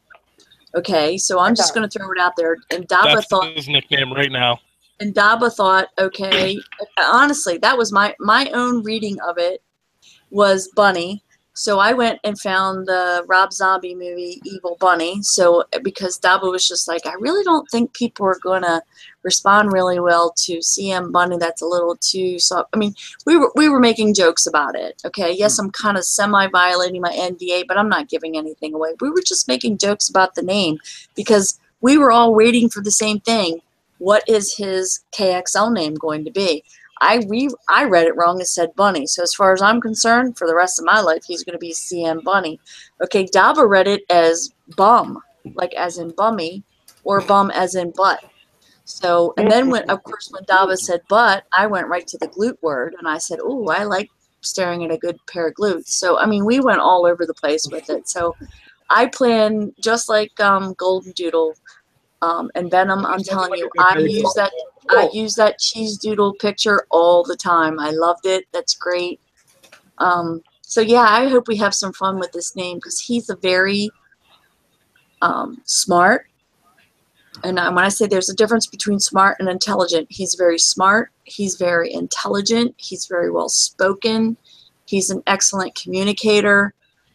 And I'm saying all those things from a moderator point of view because I love the fact that now I can actually ask a question and that not only do I not get a brick wall, I get an answer and I get an explanation. And I've been getting that from CM Chris, and I'll be sorry to see him go and move from War Commander back to Vega, but not so sorry because I have a relationship with him anyway for all the games. But I love the fact that it's not that I ask a question and you get a one-word answer and then there's no explanation. And I honestly think that as a whole, as a community, of course, that remains to be seen. I think you guys are going to enjoy that because that is part of his personality. He wants people to be informed, like Wrong Thinker. He wants this team. I'm not kidding you. I've worked every single game that Kixeye has ever put out except for Desktop to Vendor and Backyard Monsters. This team is the best team I have ever worked with. And I've worked with some really great people, and Dr. Phil will back me up on this. This is the best team ever I've worked with. And it's kick-ass. And now that it has come together full circle, expect wonderful and great things from the team. I will, because I know CM Christian Vega anyway, so he was never under the microscope for me. The new guy will be, Yes. and he will be under the eyeglass of the immortal one himself. So, I mean, I'm reading Chris's post as it goes. I mean, he's ramping up over the next month. He's not the game expert. He's a community manager. I don't expect him to know the game inside and out. I expect him to deal with forums and issues and problems that players are going to bring, because they will, from the mediocre to the to the hypocritical and to the stupid and to the outright crazy stuff that can happen to players' bases. Yep. A couple of years ago, my CC disappeared for a month. It took them a month to find my command center. It just fucking plain disappeared and vanished. It happens. Yep, stuff like that happens. It didn't like you when it ran away. No. Well, Let me not say what I was going to say. While to get back. So that was There's just there's somebody crazy that happens in War Commander from time to time. There's somebody out there watching right now who tried promoting his own YouTube channel. No one gives a fuck if you're level 400 in GTA. You're a fucking loser. Do not promote. In GTA, you're probably cheating, and bye-bye and get the fuck out of my chat. Yep, Yeah, he's I gone. banned him already. Promoting your own YouTube channel will get you banned from chat, so do not do it. The only promotions that I will give for YouTube channels themselves are War Commander Unshackled and City, and nobody Yes. else. Yes. And on a side note, I do believe when Wrong Thinker has returned, that's all I'm going to say about that. I do believe that there are, that poll that was put out, they really are taking into consideration that feedback of the positivity of the feedback and the overwhelming majority of people who would like to see the live feeds come back. And again, now we're talking about, this was our former CM and Wrong Thinker just winging it. Can you imagine, all of you, Wrong Thinker's been on this show. Can you imagine Wrong Thinker and now a whole entire team of people that are with it? That's, I don't know what, I'm trying to be nice about it. I mean, running a live stream is just, would be absolutely incredible. And I don't think you guys would mind taking a break from having to run a live show just to watch a live stream. Then we can run a live show and make fun of their live stream. Oh no, we can. I will quite happily put on a live stream while they're doing a live stream and make fun of them live. Exactly. And they can watch it back afterwards and say, well, I should have done this, and I should have done this, and I should have done this, and what the fuck did he say about me? Yeah, exactly. What did he say? Like the one comment that got made about Soloco a couple of times was get a haircut. Well, which is he was discussed. Okay. All right, he's not here anymore, so I'm just going to throw it out there, okay? He had that long hair when he first started working, because that's when I met him, was when I came over after the Banshee event. He lost a bet, and that's when you saw him on the other show that we used to do. His hair was shorter, and everybody wanted to know, what the hell happened to your hair, man? And it was a joke because there was 3 other people from Kickside that was on that particular show. And they all finally gave it up and said he lost the bet. It took him that long to grow his hair back. So, you know, the whole thing about the haircut, you guys hadn't seen him for quite a while, but yeah, it took him a long time to grow that hair. His hair was really, really long when I first met him. So it took a long time for his hair to grow. I am so sending you a PM in a second there, Skip. Me? Uh-oh. Why did somebody say, what's wrong with Dabo? Why are they speaking about Dabo in the side chat? I'm just curious. Dabo's working. Yes, he's just working. Dabo is working. That's why he's not on the show. Wait, He works every Wednesday. He's made it well known that he usually is not on Wednesday shows because he works. Usually gets on in the latter half if we're running long. And then I believe either on Thursday or Fridays he does. The boy is busy. He mentors for a youth group at his church. He mentors right after work for several hours. Dabo disappeared off the radar for almost a day. That was pretty funny. Yeah, there were a few of us in the hangout at the time that was just thinking, where the fuck's Dabo? He should be finished work for now. And usually when he gets home from work, there's usually it was about an hour and a half, and then he'll jump in one of the hangouts that were on at the time. And we're all thinking, where's Dabo? And we went on his profile, and the funniest thing at the time, he'd had a temporary profile picture that had ran out. So all it would show was this grey box. So I'm thinking to myself, oh, fuck, he's got banned from Facebook again, and tried to get hold of him on his other account. And all of a sudden, nothing appeared. And then for about 6 or 7 hours, there was just nothing. And we were all sitting there. what happened to him? Is he in hospital? Has he got sick? Has he been arrested? And we've got Has he been hacked? Lonnie's funding fucking hospitals as well as FACET to try and figure out where Dauber is. Mhm. And then somebody got hold of his mom. Yep, we did. We started PMing his mom. We stayed up that night. That was me. Yep, that was we stayed up all night long and into the morning. Oh, hey, guys. champ. And that did not help the situation at all. It did No, not. it actually did. Yeah. But she got in touch. I mean, She she did. PM'd me back, and she said, Dauber's safe. Dauber's safe. I was like, ooh. Eventually, buggered off somewhere with one of his mates for a few hours, and he just turned up out of nowhere. It's like, hey guys, where the fuck have you been? and his phone was dead, Hey, so he couldn't Champ, do how's anything. your Call army anyone doing? off. Real quick, I would like to put our weekly Champ. How's the progression of your game? Part of our show. I'm not up to full strength yet, but I'm getting there. Well, for the next month, we're going to have Champ's update progress. Yes. I'll be there within a week. So I heard that Champ's getting this new mod installed to his computer. Every time he's drinking, he has to pass a breathalyzer test in order for him to sign into Facebook. He'll never play War Commander again. First thing in the morning. Hey, do you guys? I heard you guys commenting about the event, and I pretty much am in full agreement with all what you said. It's just I just had one comment. It was just about the base defense. It's a little bit tough. I didn't.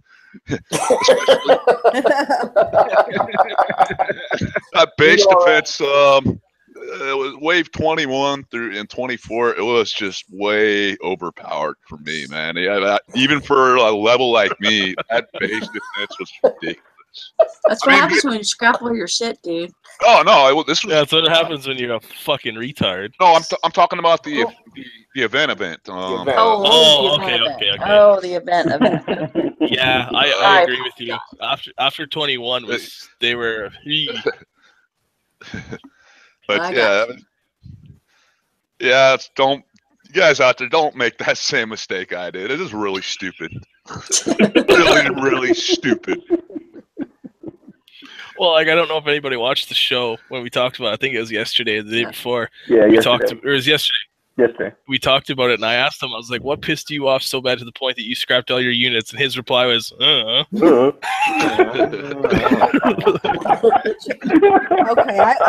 I missed all of that. What? Then I asked all him, your units? Yes, you did. I thought it was a joke. Well, I'm gonna address you straight off the bat. The leaderboard is not getting fixed. The leaderboard is being overhauled. So that's going to take some time. So unfortunately, you've got to deal with the bullshit that we've currently got, and that's not going to change anytime soon by the looks of it. On the bright side, when we do get the new leaderboard, at least it should be a lot better than the current shitty leaderboard that we have. So true. And hopefully they don't break it in the first week. Hopefully we're able to search. I hope there's a search bar where you can actually search for people. Yeah, type in game names. That'd be sweet. Yeah. Oh, yeah, that'd be. No, I don't recommend that being a good idea. Yeah, that's gonna be bad. Look, no, because you already have the ability on KXL to not show your location. So that defeats that purpose. So I can't. I have to be on Doc's side of that. But I'm glad that they're going to take into consideration how people have manipulated I was getting ready to sneeze. I'm trying not to manipulate it in order to find out personal information about players and then spread that personal information, through vulgar comments or inappropriate comments or harassment comments in global chat, and then even take it even farther and then go get pictures off their Facebook page and then impersonate that player and then cause all kinds of havoc and all kinds of problems. So I'm hoping that they lock that part of it down tight, so if we have to wait for the new leaderboard, I am perfectly fine with that they finally take that aspect out, because not only will it cut down on their harassment reports, it'll cut down on a lot of just the plain old, this game has always been that way.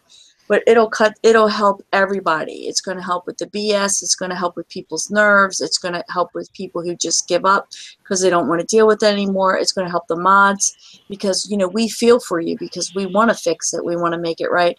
It's going to cut down on the stress and strain on the CS department that specifically deals with harassment. So there's always going to be harassment in game, but the fact that the people are able to use the leaderboard exploit that they are still able to use, yes, they've cut it down a little bit, but it's still available. The fact that you can use the leaderboard in order to find out extended personal information about someone who's gone to great lengths to make their Facebook private to begin with is just beyond me. So it needs a complete overhaul revamping, and I'll be glad when they are able to do that. Yeah. Yeah, because it made it handy a little bit if you had somebody new in sector and you didn't know who they were friends with, they were untagged and all this. You just look up, you'd get their Facebook profile, see their friends, and okay, this person's friends with so and so and so and so, their enemy, and then or their friends and stuff like that. But yeah, it's 100% used the wrong way most of the time, and it's an invasion of privacy hardcore. And yeah, I hope it gets fixed permanently. It would make some people's like sector leaders and everything like that, it'd make their job more difficult trying to find out who these people are. But in the long run, it would protect those people's privacy, and that's what's more important than finding out if they're enemy or not. The people's privacy is #1 priority. Exactly. Yeah, regardless of how it goes down, I will dox all of you until the day I die. Whatever. Whatever. Debo the man. The dickhead. Oh, lovely. The doxing man is in the house, and I think we've pretty much gone through everything we wanted to go through tonight. Unfortunately, the update isn't going to happen until tomorrow, and at that point, there may be a show. Phil will run another show. Oh, no, I bloody won't. Can I put out another like public service announcement like we did last night about the community support section of forums, if you don't mind? Go for it. I know it's kind of impromptu. Okay, so going forward, since I'm not sure how many people watched last night's show, and I know a lot of people tune into this one, with a new entire team going forward, in all the Kickside games. So this is, if you place any of the other Kickside games, you'll see the same thing. As moderators, we're tasked to enforce those rules of forums. A lot of times, those of you who have needed to have gotten PMs from moderators with the link to go read them. Sometimes we post them in forums. Sometimes we post the link. Sometimes we actually just take the screenshot and we post the information. Sometimes we put that information in and we close the thread. We don't just do it because we feel like doing it. It's because that's what we are tasked to do. Now that we have a full complement team members and we're all on the same page in any game, not just War Commander, any game that you go to, there is a new element of this is the way that it's going to be in forums, and if you don't like it, then don't come to forums.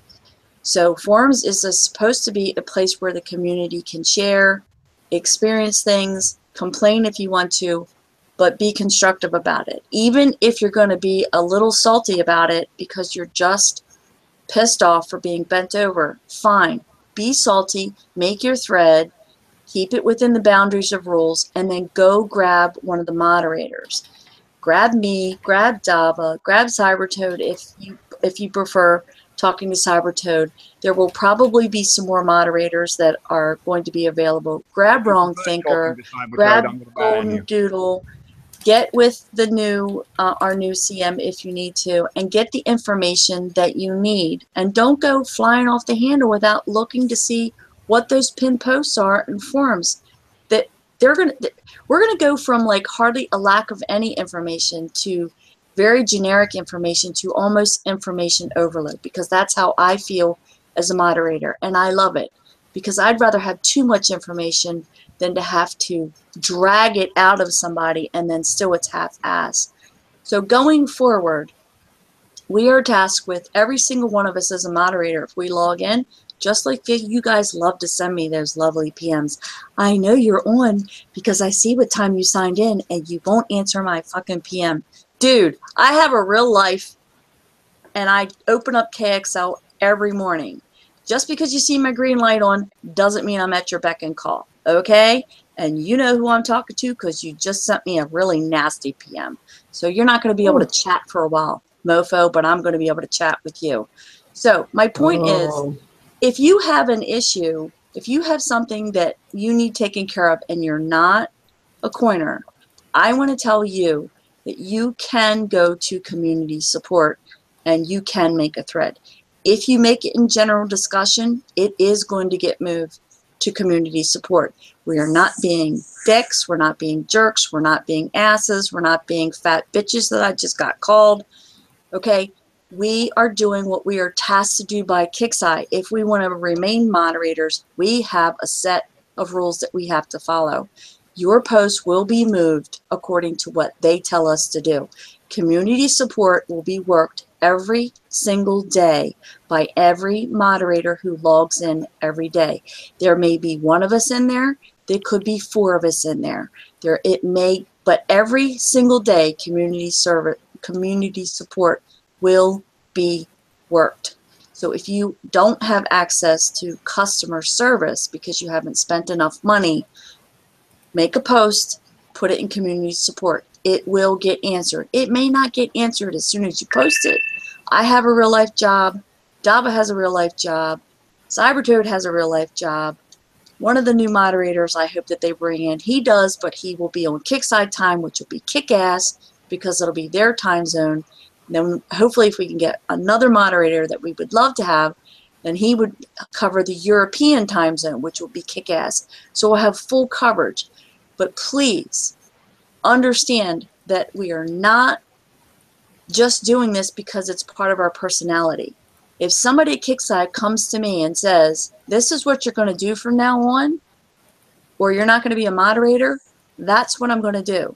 If they tell Cybertoad that, that's what he's going to do.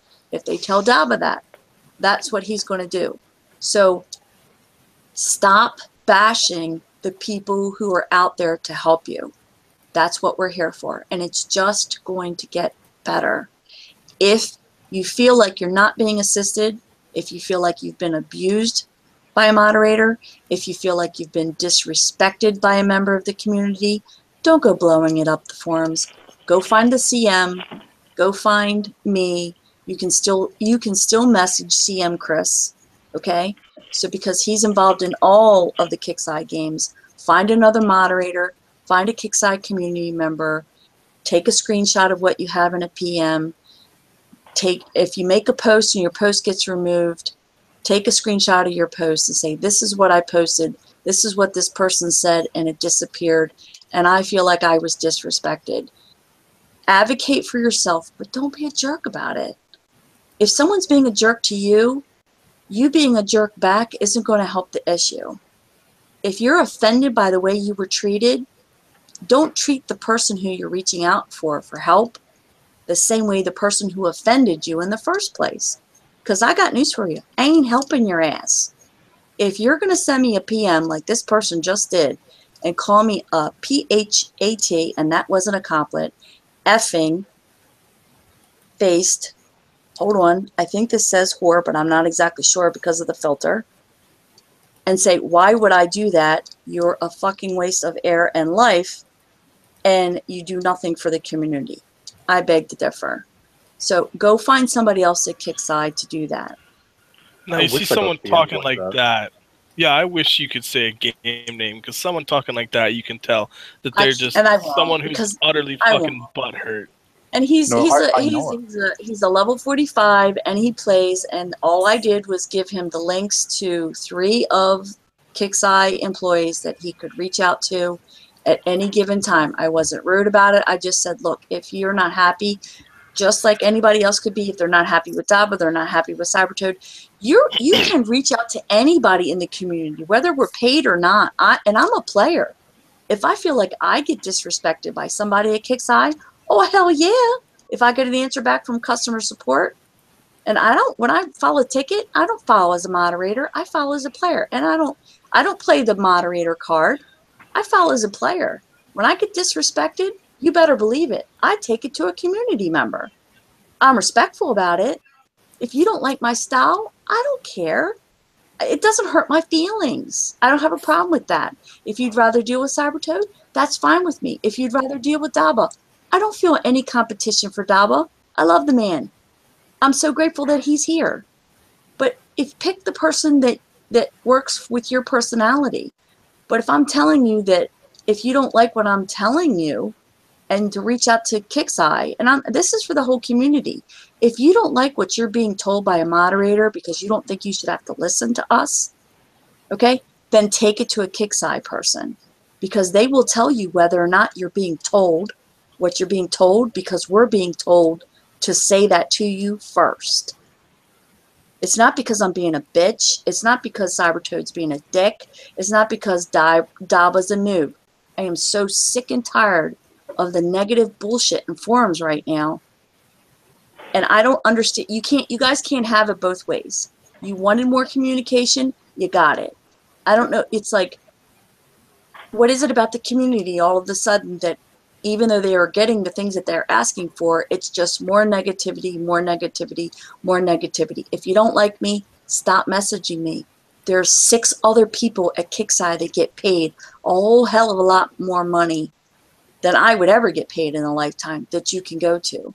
And then you send me a message back like that. Sorry, dude. As soon as I find out what sector it is, I'm bringing it to your sector, and it's just going to be me. I don't need to bring anybody with me. It's just going to be me. I will find you. It's gonna be her. The thing is, I watch people work, especially in forum scenarios. I keep very close eyes on moderators, and I keep very close eyes on CMs, and I know how they work. Dobber he might be a noob, but he's by the book in forums, and I've watched him do it, and I've watched him go into threads and do what he needs to do and give the appropriate responses for it. Skipjack's done the same. As much as I can't stand him, nor agree with any of the decisions that he's made on my behalf, Cybertoad is another. However, everyone has their own personality. Some are better than others, some are arrogant, some are not. My personality, it's arrogance. It's arrogance and ego. It always has been, it always will be. Because Well, that I isn't going am to change. very You've been that way in every capable of my game. abilities. Everyone's got one of those. You've got the same. You've got the one guy who thinks he knows everything and won't take ideas on board and won't take advice from anybody else and thinks his opinion and only his opinion counts for shit. And those are the kind of people that I cannot stand. Because, take for instance earlier on, when I was particularly having trouble with one of the waves that somebody went through, level 49, first thing I did, anybody got any hints for 49? Because I'm not stupid enough to think that I know everything. Right. I claim to do it from time to time for shits and giggles, but everybody has something that they don't know or that they need assistance with in some way, shape, or form. Everybody does. It doesn't matter if you're a level 1 or a level 51. It doesn't matter. And at the end of the day, if Kixeye say this is a thing, then it's a thing, and there isn't a damn thing you can do to change it. Well, there is if you want to start Legion Knight Mark II, but that is not recommended in the slightest. And on that note, what is this? Talking bullshit to keep your does not cut it from it. What? Who the hell are you? What? What was that? Get the fuck out of here. Goodbye. I don't have a job. What with happened? Kixeye. I don't get paid. Dude, I do this on my own time. I hope he's still listening. We don't get paid. He can listen. Okay, because we don't get paid to do what we do. We do this on our own time. I don't get paid to run the show. I should, No. but I don't. We don't get paid to do the show. We don't get paid to cover the notes. We don't get, I mean, we get absolutely nothing for sharing this information. And even doing the Onslaught show last night, even though I came late, I mean, it's not, there is no, unlike other people who monetize, and they should not. We don't. Because Wait, it's you're not against paying me? KIXEYE's terms of service. Please feel free to check out the terms of service, because if you are monetizing your videos or your shows, you are breaking a lot of rules, and not just KIXEYE rules. So just a little hint there, because you're not supposed to be monetizing your shows and using KIXEYE content. But it's part of being part of a community, part of a family. I mean, seriously, I mean, Dune's in chat, okay?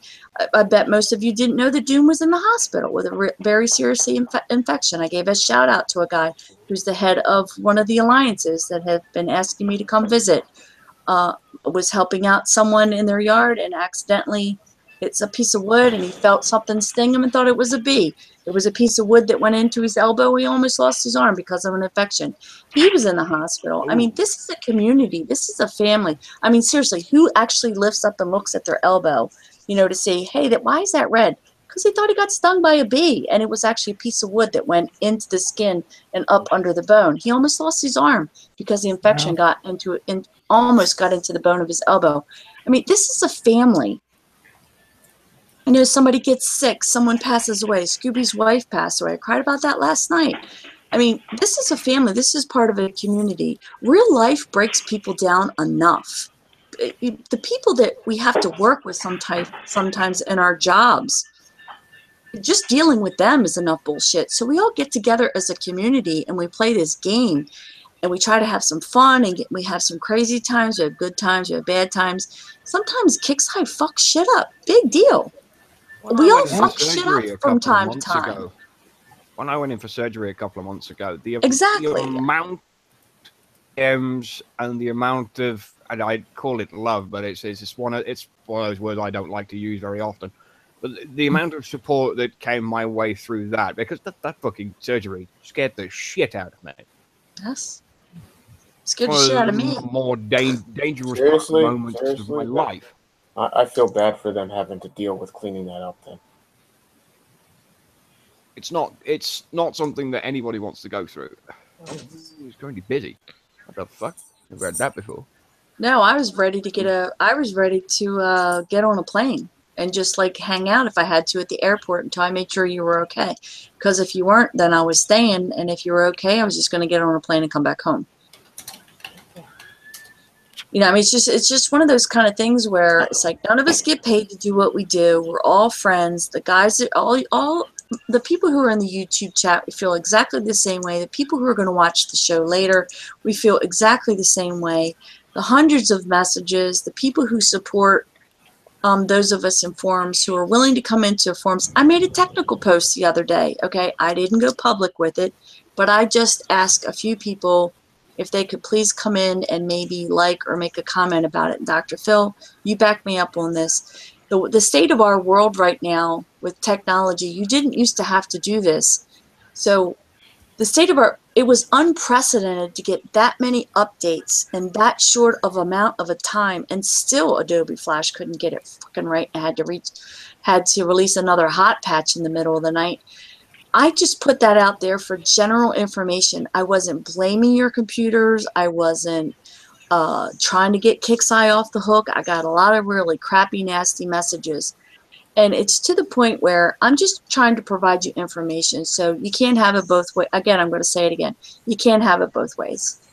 If you want information, I'm willing to share it. But stop beating me up over it. If you don't like the information I share, go suck a bag of dicks. All right, I'm just going to use Dr. Phil's term. Eat a bag of them. I don't care. Yes, I'm going to be unshackled on that bag one. on them, eat, suck on a bag of them. I don't care. Whatever. That post that I made, I said was mostly mod hat off. I was speaking because I'm in the industry, just like Dr. Phil is, Dave is, some of the other people in the panel are in the industry. I'm in the industry. That was an unprecedented short amount of time for the industry leaders to have to make that many changes and updates all at one time, which of course snowballs to every other aspect. They're like, oh, you're making that shit up. I don't have a problem with this game. I don't have a problem with. I'm not talking about gameplay. I'm talking about just your computer running so your account doesn't get compromised, so your Facebook doesn't get compromised, so your KXL doesn't get compromised, so you can log into your email properly, so your phone doesn't get compromised because you're logging into the game from your phone to repair something and you forget to log in securely, and hey, anybody out there surfing for that information can get it. You go to some Wi-Fi location, you sit down at McDonald's or something, you open up your laptop, you realize your base has been hit, and you log in to repair it, and you forget that every single frickin' person in McDonald's can see what the hell you're typing in your War Commander account. I'm just trying to say, I'm trying to offer information. Dava's trying to offer information. Dr. Phil offers information. There's so much good information out there. If you don't like it, just don't comment. Go away. If you can't handle the technical specifications of the information that's being required, I will simplify it for you. Yeah. If you can't understand the simplification, don't fucking bother. Don't comment, don't like, don't watch, don't do fucking anything. Just close the post and walk the fuck away. Dava brings people in Google Hangouts. I bring people in Google Hangouts. I use TeamViewer. I mean, I do that for a living and get paid for it. But for War Commander people, I don't charge anything. I use TeamViewer, log into people's computers, and I help them make adjustments, find 50 million thousand gigs of porn. And I put that in a partitioned area on their computer and say, keep that over there so it won't affect your game. But I'm just saying, I mean, the people who have been give willing me the to password. do that. Now I can't find it anymore. Well, I know that's really, but you know what? I have your password written down. It's in my wallet. So every time you lose it, you just call me up. You've got my number, sweetheart. You're my rock, love. But the point is that I don't even, I mean, it's not that I want one. I would never even charge anybody for War Commander. What I want is for people to have a good gaming experience. Kixeye's going to make mistakes. Stuff's going to happen and you're going to feel bent over. I don't want any money for it. I want you to have fun playing the game. I don't care if it was War Commander or Battle Pirates or Vega, War Commander Rogue Assault, whatever game that you've ever played that I have been a part of, that you've talked to me. I just want you to have a good gaming experience. If you don't like the information that I'm sharing, ignore it, move on. If you'd rather hear it from somebody else, go grab one of the other moderators. But don't beat up on the people who are out there trying to help the rest of the community that actually appreciate it. Dr. Phil will help you for a fee. Send him a PM. There is a standing charge these days. I used to do it freely. Yes. And then people took the piss.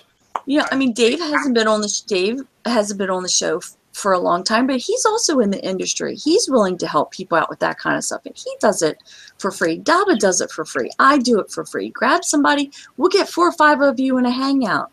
If you have somebody in your alliance that isn't very technologically savvy and they don't want to be very public about the fact that they don't understand a Sobocop post or maybe even a Wrong Thinker post, grab one of us. There's nothing. I had to learn it. I had to teach Shadow. I mean, we had to teach Shadow how to do the stuff that he was doing. You think he ran those shows by himself? Hell fucking no. But that's nothing against Shadow. I love you, Shadow, because I know you're going to be watching this. It's nothing against him, but he had to be taught. I learned how to write code raw in the late 80s just because it just happened to be something that I found interesting. Does that give me an edge in the industry? Hell yeah, it does. But it's because it's something that I enjoy and I like and I understand it. If you need somebody to put it in layman's terms for you just so you can play the game, grab somebody who can, and we will. Sobocop is a very intelligent, intellectually, I can't even imagine the shit that goes on inside of that man's brain at 1,000 gazillion light years an hour.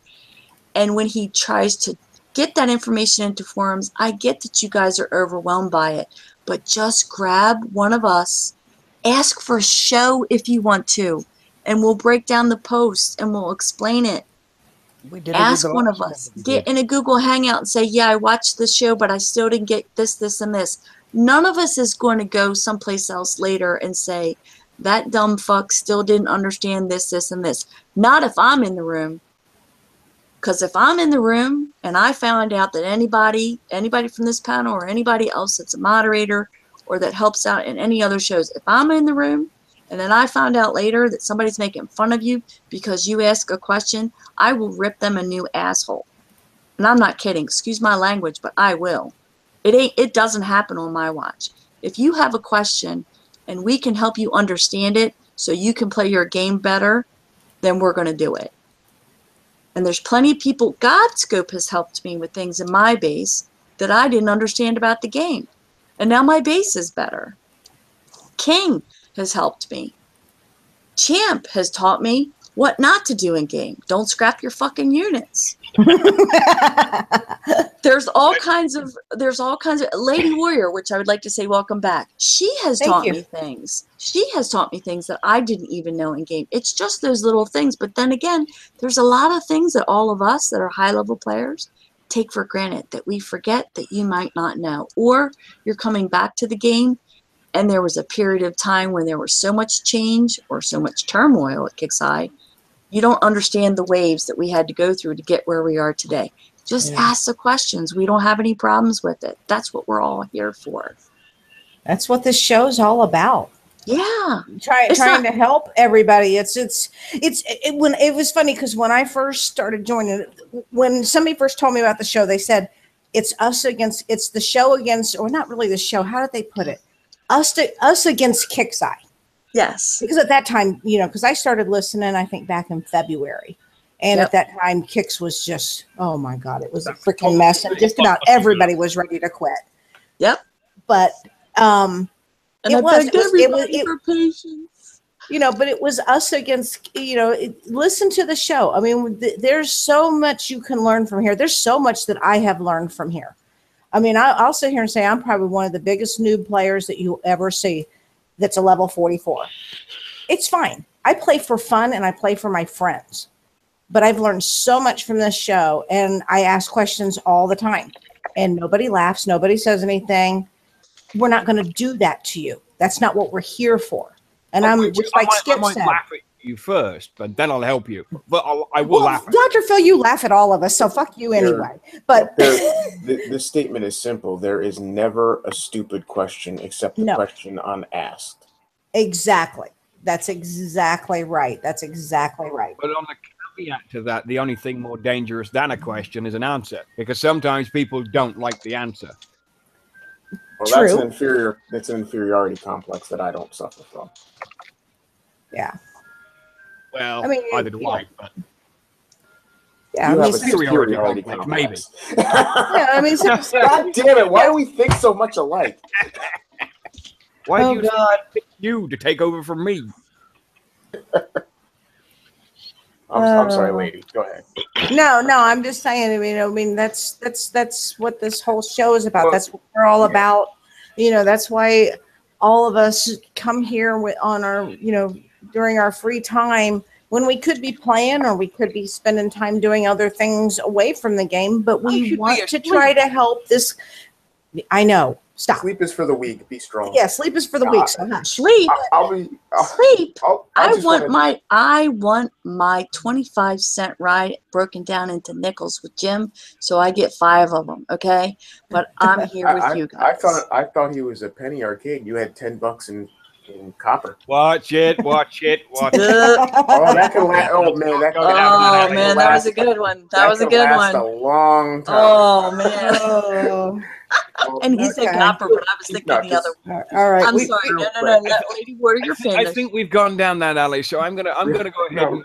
Come on, Dr. Yeah, we're going to go off the rails here in a minute. We would take Dr. Phil down the alley. He needs to get lucky too. Come on. I just want to say when we've said it's us against Kicks Eye, it's never been us, the community, against Wrong Thinker, against development, or against it's been us against the monster behind it all. It's us against the bean counters who don't see the game as anything but a profit margin or a bar chart or a pie chart. Or It's somebody's us yacht. against, it's us against the head CEOs who want to put their fingers in the fruit bowl, not realizing they're spoiling it because they will have an ego issue or they want to be in control of a bunch of people when the people that they're trying to control know more about the game than they ever will.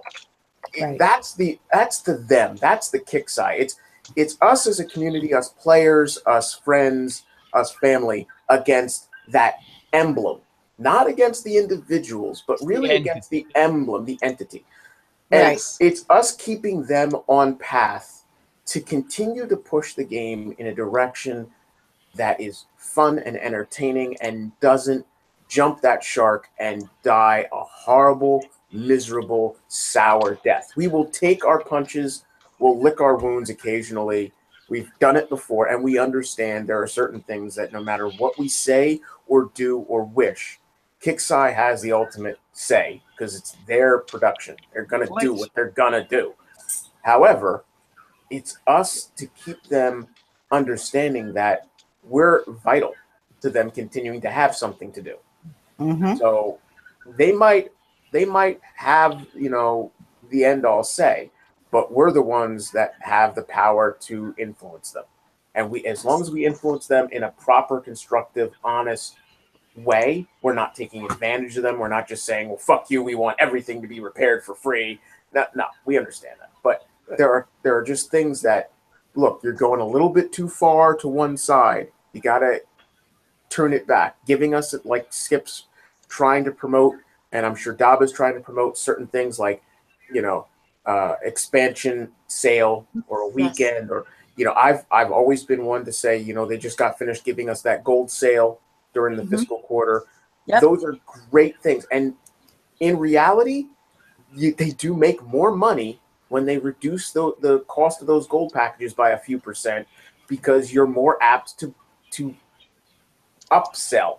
And it's good to promote those early because we have Thanksgiving coming. We have Christmas and Hanukkah and Kwanzaa, and New Year's. So if you promote them early and say we're looking to do this, the people can plan ahead of time to maybe put a little bit of extra money away so that they can. A cornucopia sale for Thanksgiving where you get a bundle package of something, or a cornucopia gold sale where they reduce the price of gold a little bit.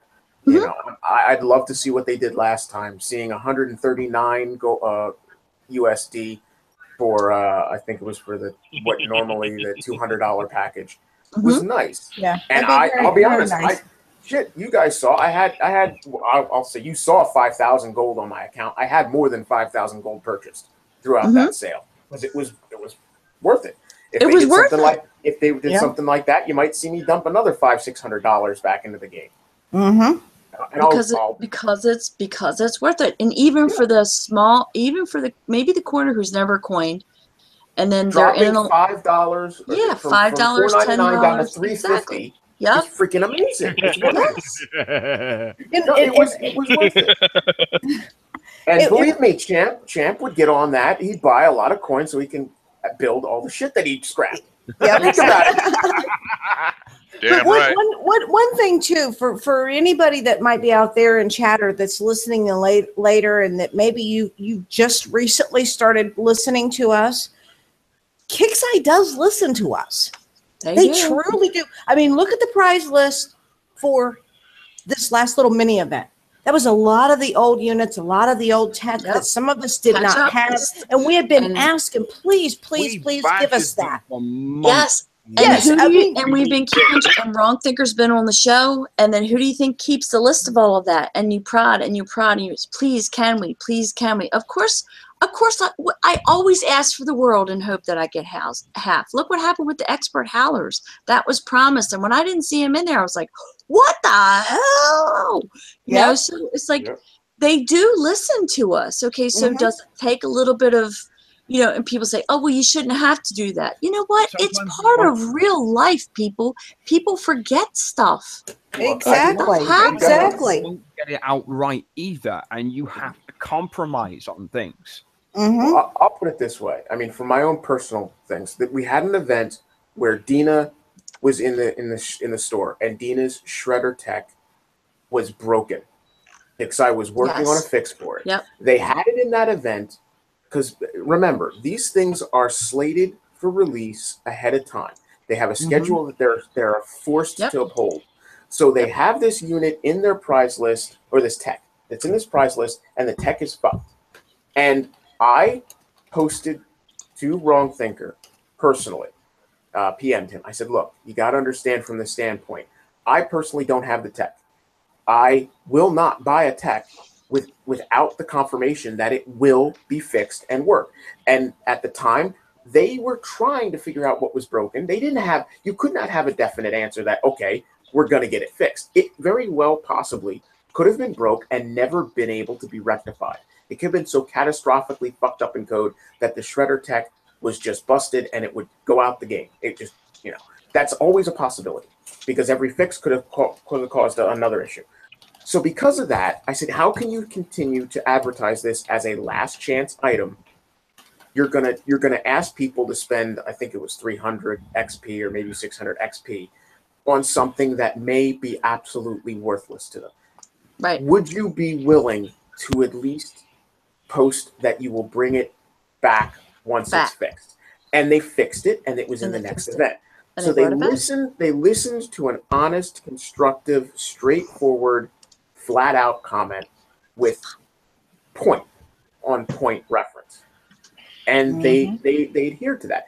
Skip's done things many times, asked for something, and the Howlers, and it's come the Howler Tech, these gold packages, the Valentine's Day, lovely artwork that was put forth by David, worked on it. All these great things. If you come at them from a standpoint of honesty and no bullshit and no whiny crying little kid in a candy store begging, mommy, I want. Just say, look, this is good for both parties. Can you look at it from this aspect, and would you be willing to think about this?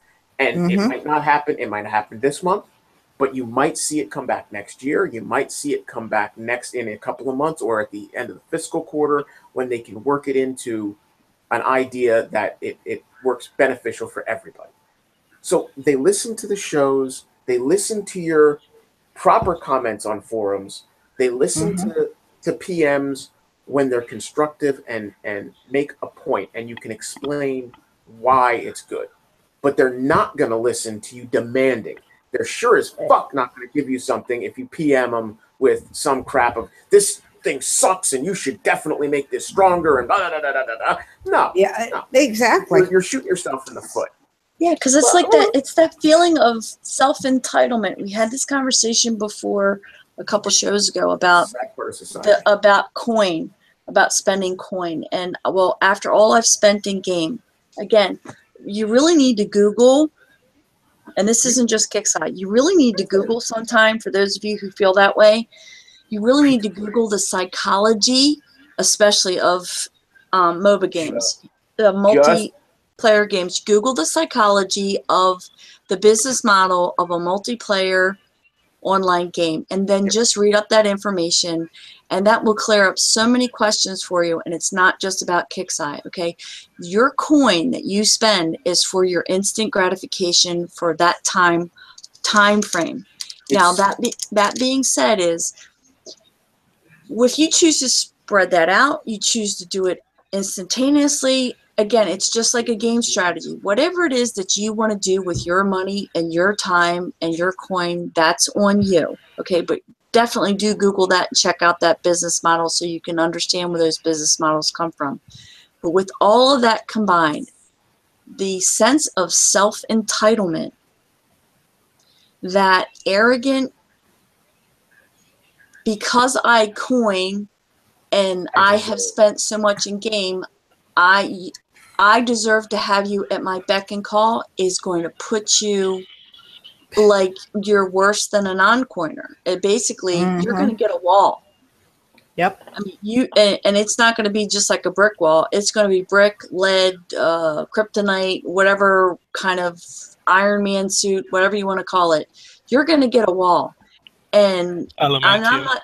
and I'm not speaking. Yes, exactly. Titanium, unobtainium, not just from Kickside. Imagine any place else imagine anything else that you do besides Kickside. Imagine if you treated your bank that way. Imagine if you treated imagine if you treated your boss that way or your customers that way. What if you were a business owner and you did self-entitlement? If you spend money in the game that gives you no special entitlement, and I don't mean that as in to put you down.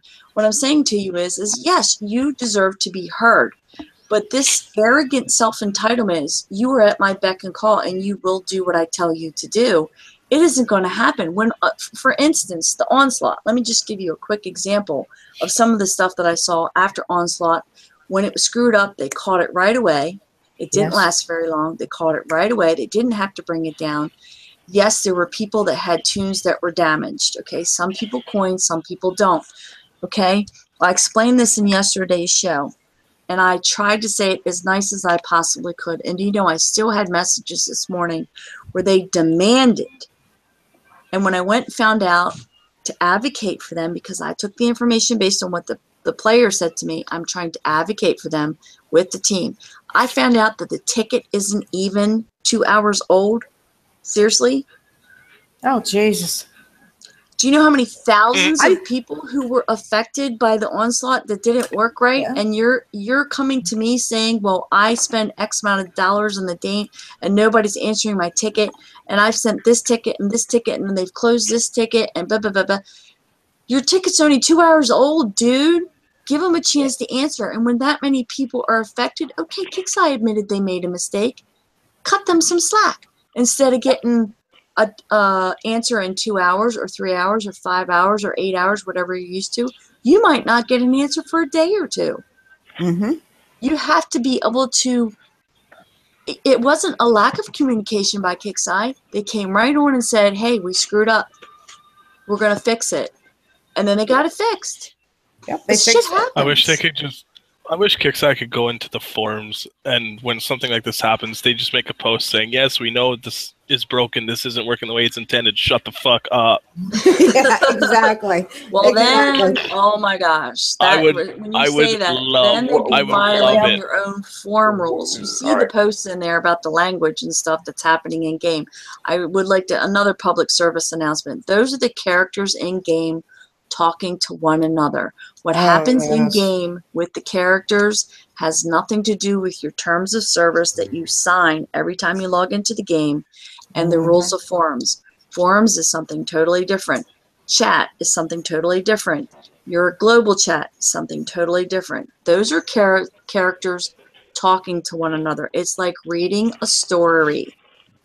So you guys need to lay off about the language in the game, okay? It's part of the storyline. I saw a post on a page today about them bitching about the cussing and carrying on, and in the game. And it's like, you know what? If that bothers you, don't read the story. Turn chat off. Don't read the story. The crybaby crap doesn't matter. Can I just? You can't turn off the storyline. So I did ask Kickside for that ability for them to be able to turn off the storyline, like you can mute your chat. I did ask for that because there were some adults that are offended. Don't give them the option. Make them fucking read it.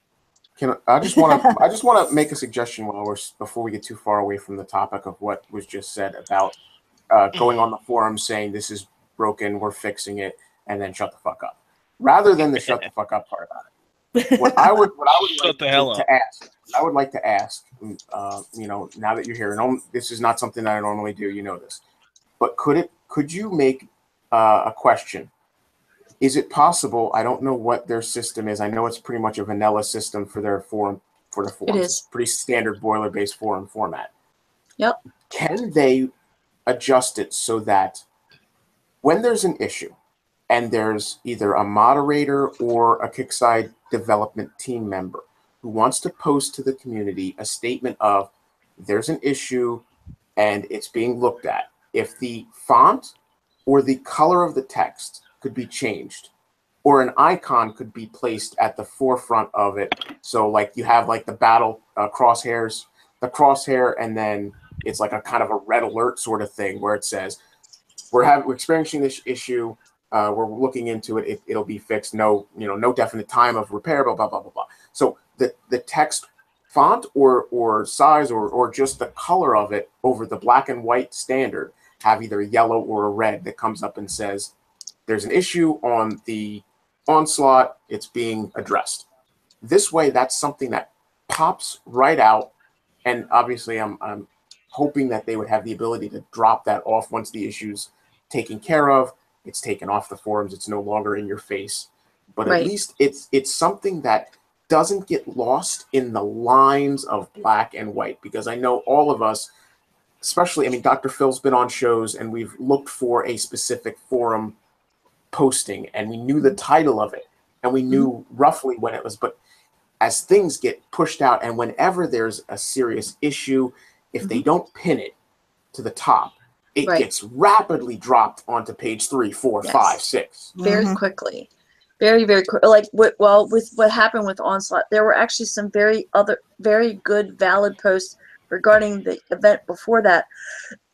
There were so many individual threads about Onslaught being broken, my tunes are still damaged. There were so many of them that there were valid threads that moved to second and third page because I was merging as many of the Onslaught posts as I could.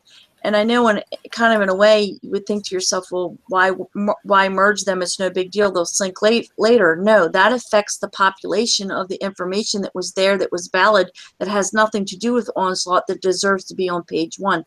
I can tell you from boxed code, and I'm not speaking about Kixeye, but just in general, there are certain kinds of boxed code that you are limited to the amount of information that you can pin in a public forum. And I would assume, and I'm not speaking in absolutes, that Kixeye is probably under the same kind of things. If you try to pin too many things, stuff starts disappearing.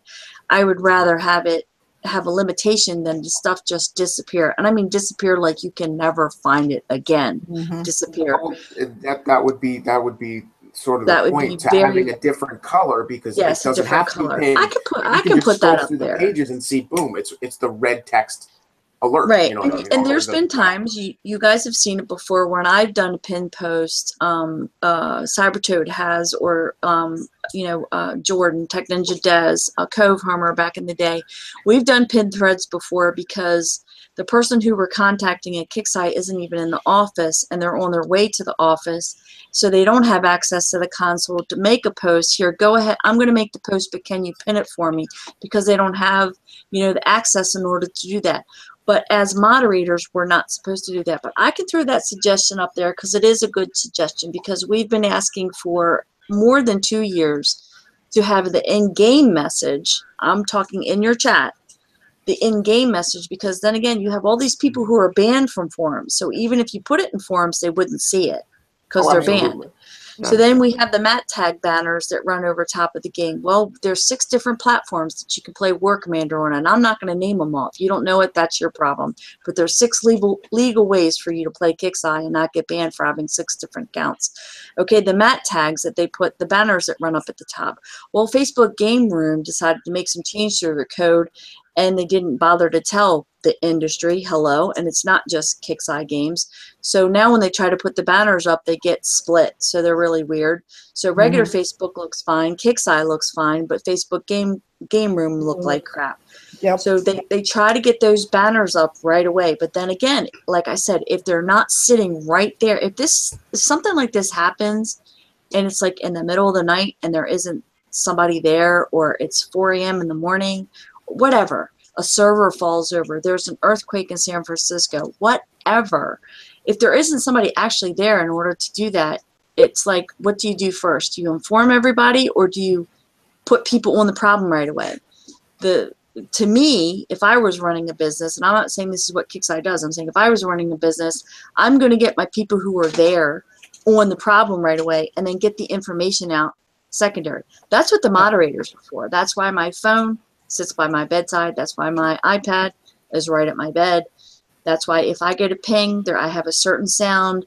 If it comes into that Skype room, then I know there's a problem. If it comes in at between 1 o'clock and 6 o'clock in the morning, I know there's a problem. I flip it open, I look at it. If the wheels are falling off the bus, I get my ass out of bed. Because do I get paid to do it? No. Do I want all you guys to get boned over it? No. Because Kickside is a worldwide game. Just because it's 1 o'clock or 6 o'clock in the morning my time doesn't mean that you guys aren't. It's not dinner time your time, and you're just getting home to play the game. So you jump on it and you say, hey, what can I do to help? I'm not an employee. There's only so much I can do. Well, But speaking if an of 1 o'clock in the employee, morning, it is 1 o'clock in the morning. Wrap up and get some shout outs and get this show over with. So Yes, dear.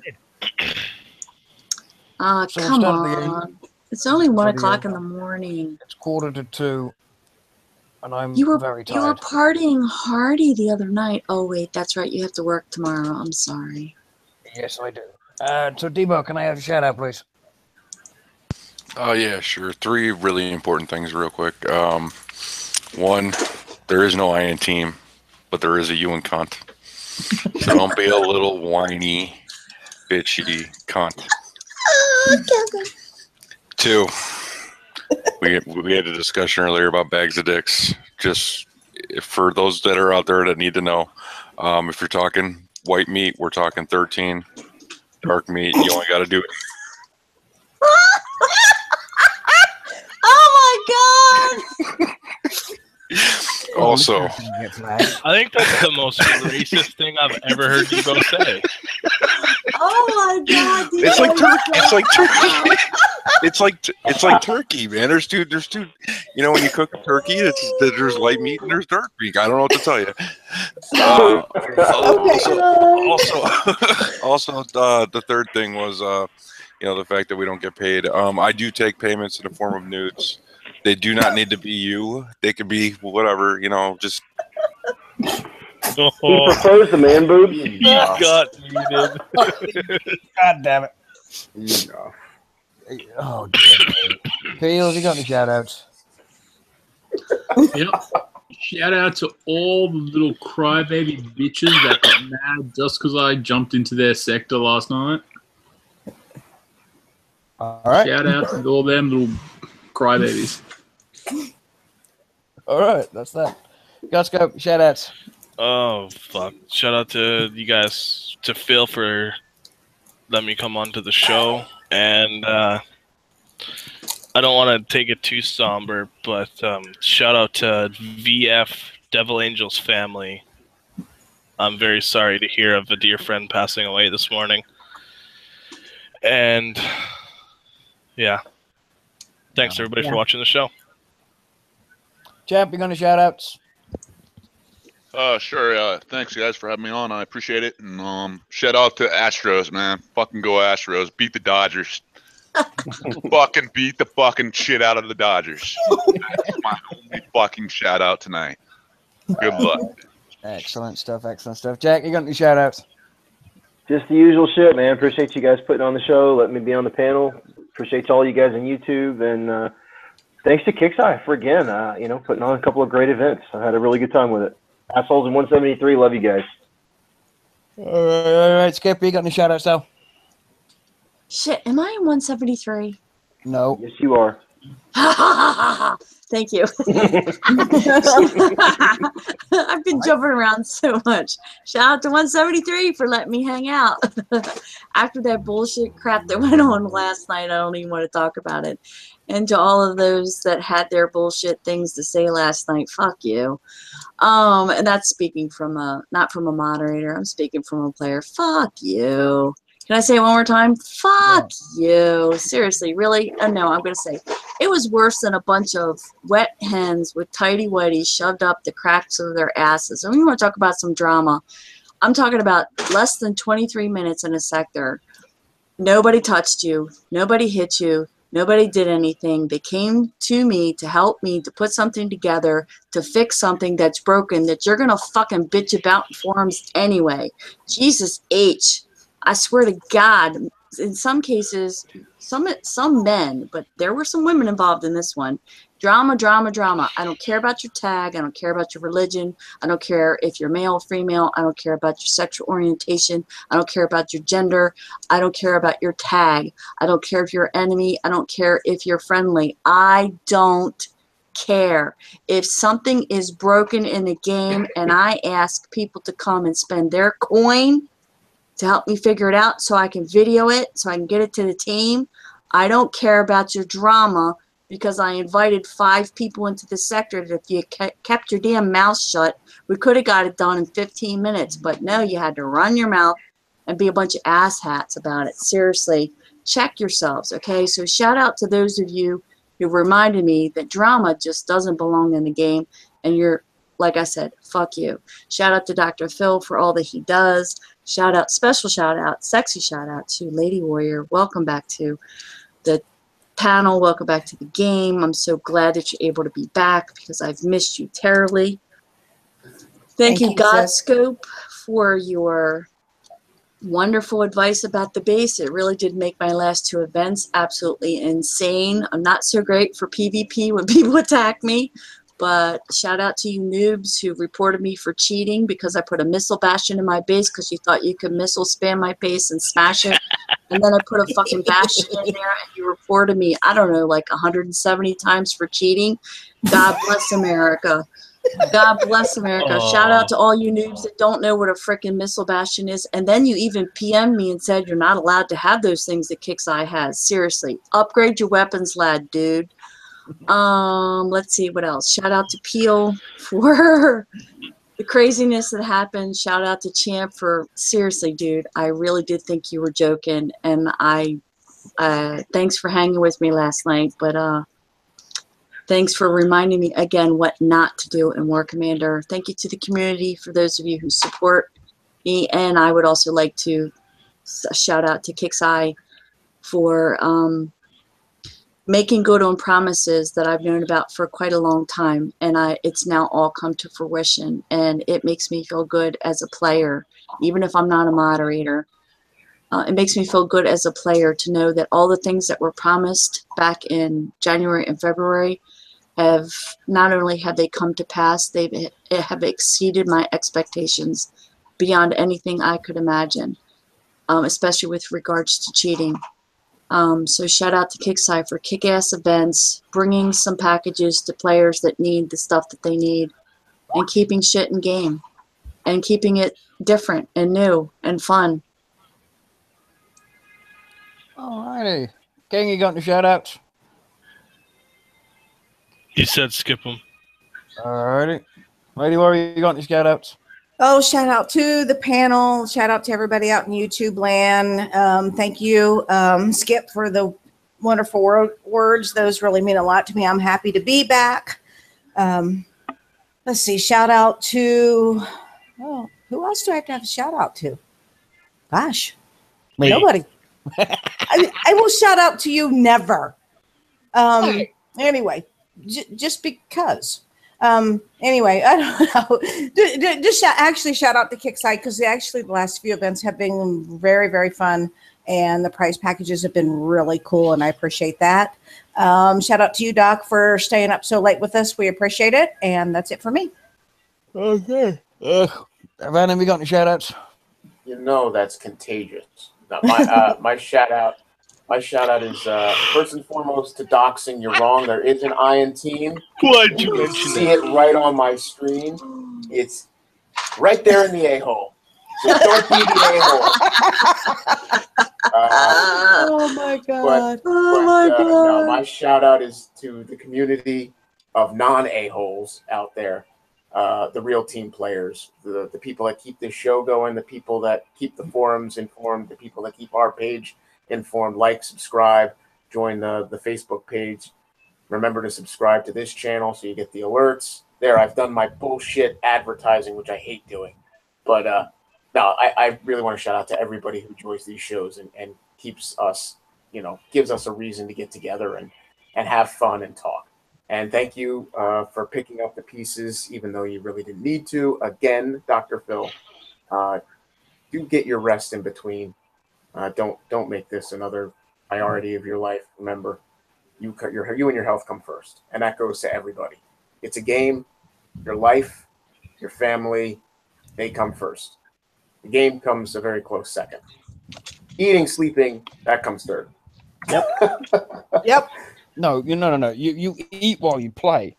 Mom, more hot pockets. Wait, was sex in there anywhere? He said eating and sleeping. Where was the sex part? Maybe I can multitask. Oh, you know it. You know it. My final words for this evening are simply this. Don't be a dick. Because there are enough of them out there. And by the time you get anywhere in life, as it were, you end up getting fucked by an asshole at some point. Because that is life. And that is karma. And that's everything that goes with it. On the other hand, if you are going to be one of those pricks that is going to go full bore in my face, expect to be laid the fuck down and expect to have the wrong kind of piece of my mind expressed rather verbally in your face. I don't appreciate it when you try and rub all of this quote-unquote money that you quote-unquote have in other people's faces that don't deserve it. Other than that, especially getting on the side of one person who wants to ride your dick so fucking badly that you end up having to push it against somebody that you shouldn't be against in the first place. And they know who they are.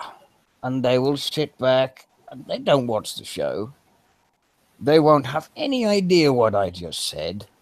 And I don't give a flying monkey's nutsack. For I am the immortal, and it is the order of things. I want to thank everybody for coming out tonight, everyone on the panel, everybody in YouTube. Thank you. And you can all go fuck yourselves.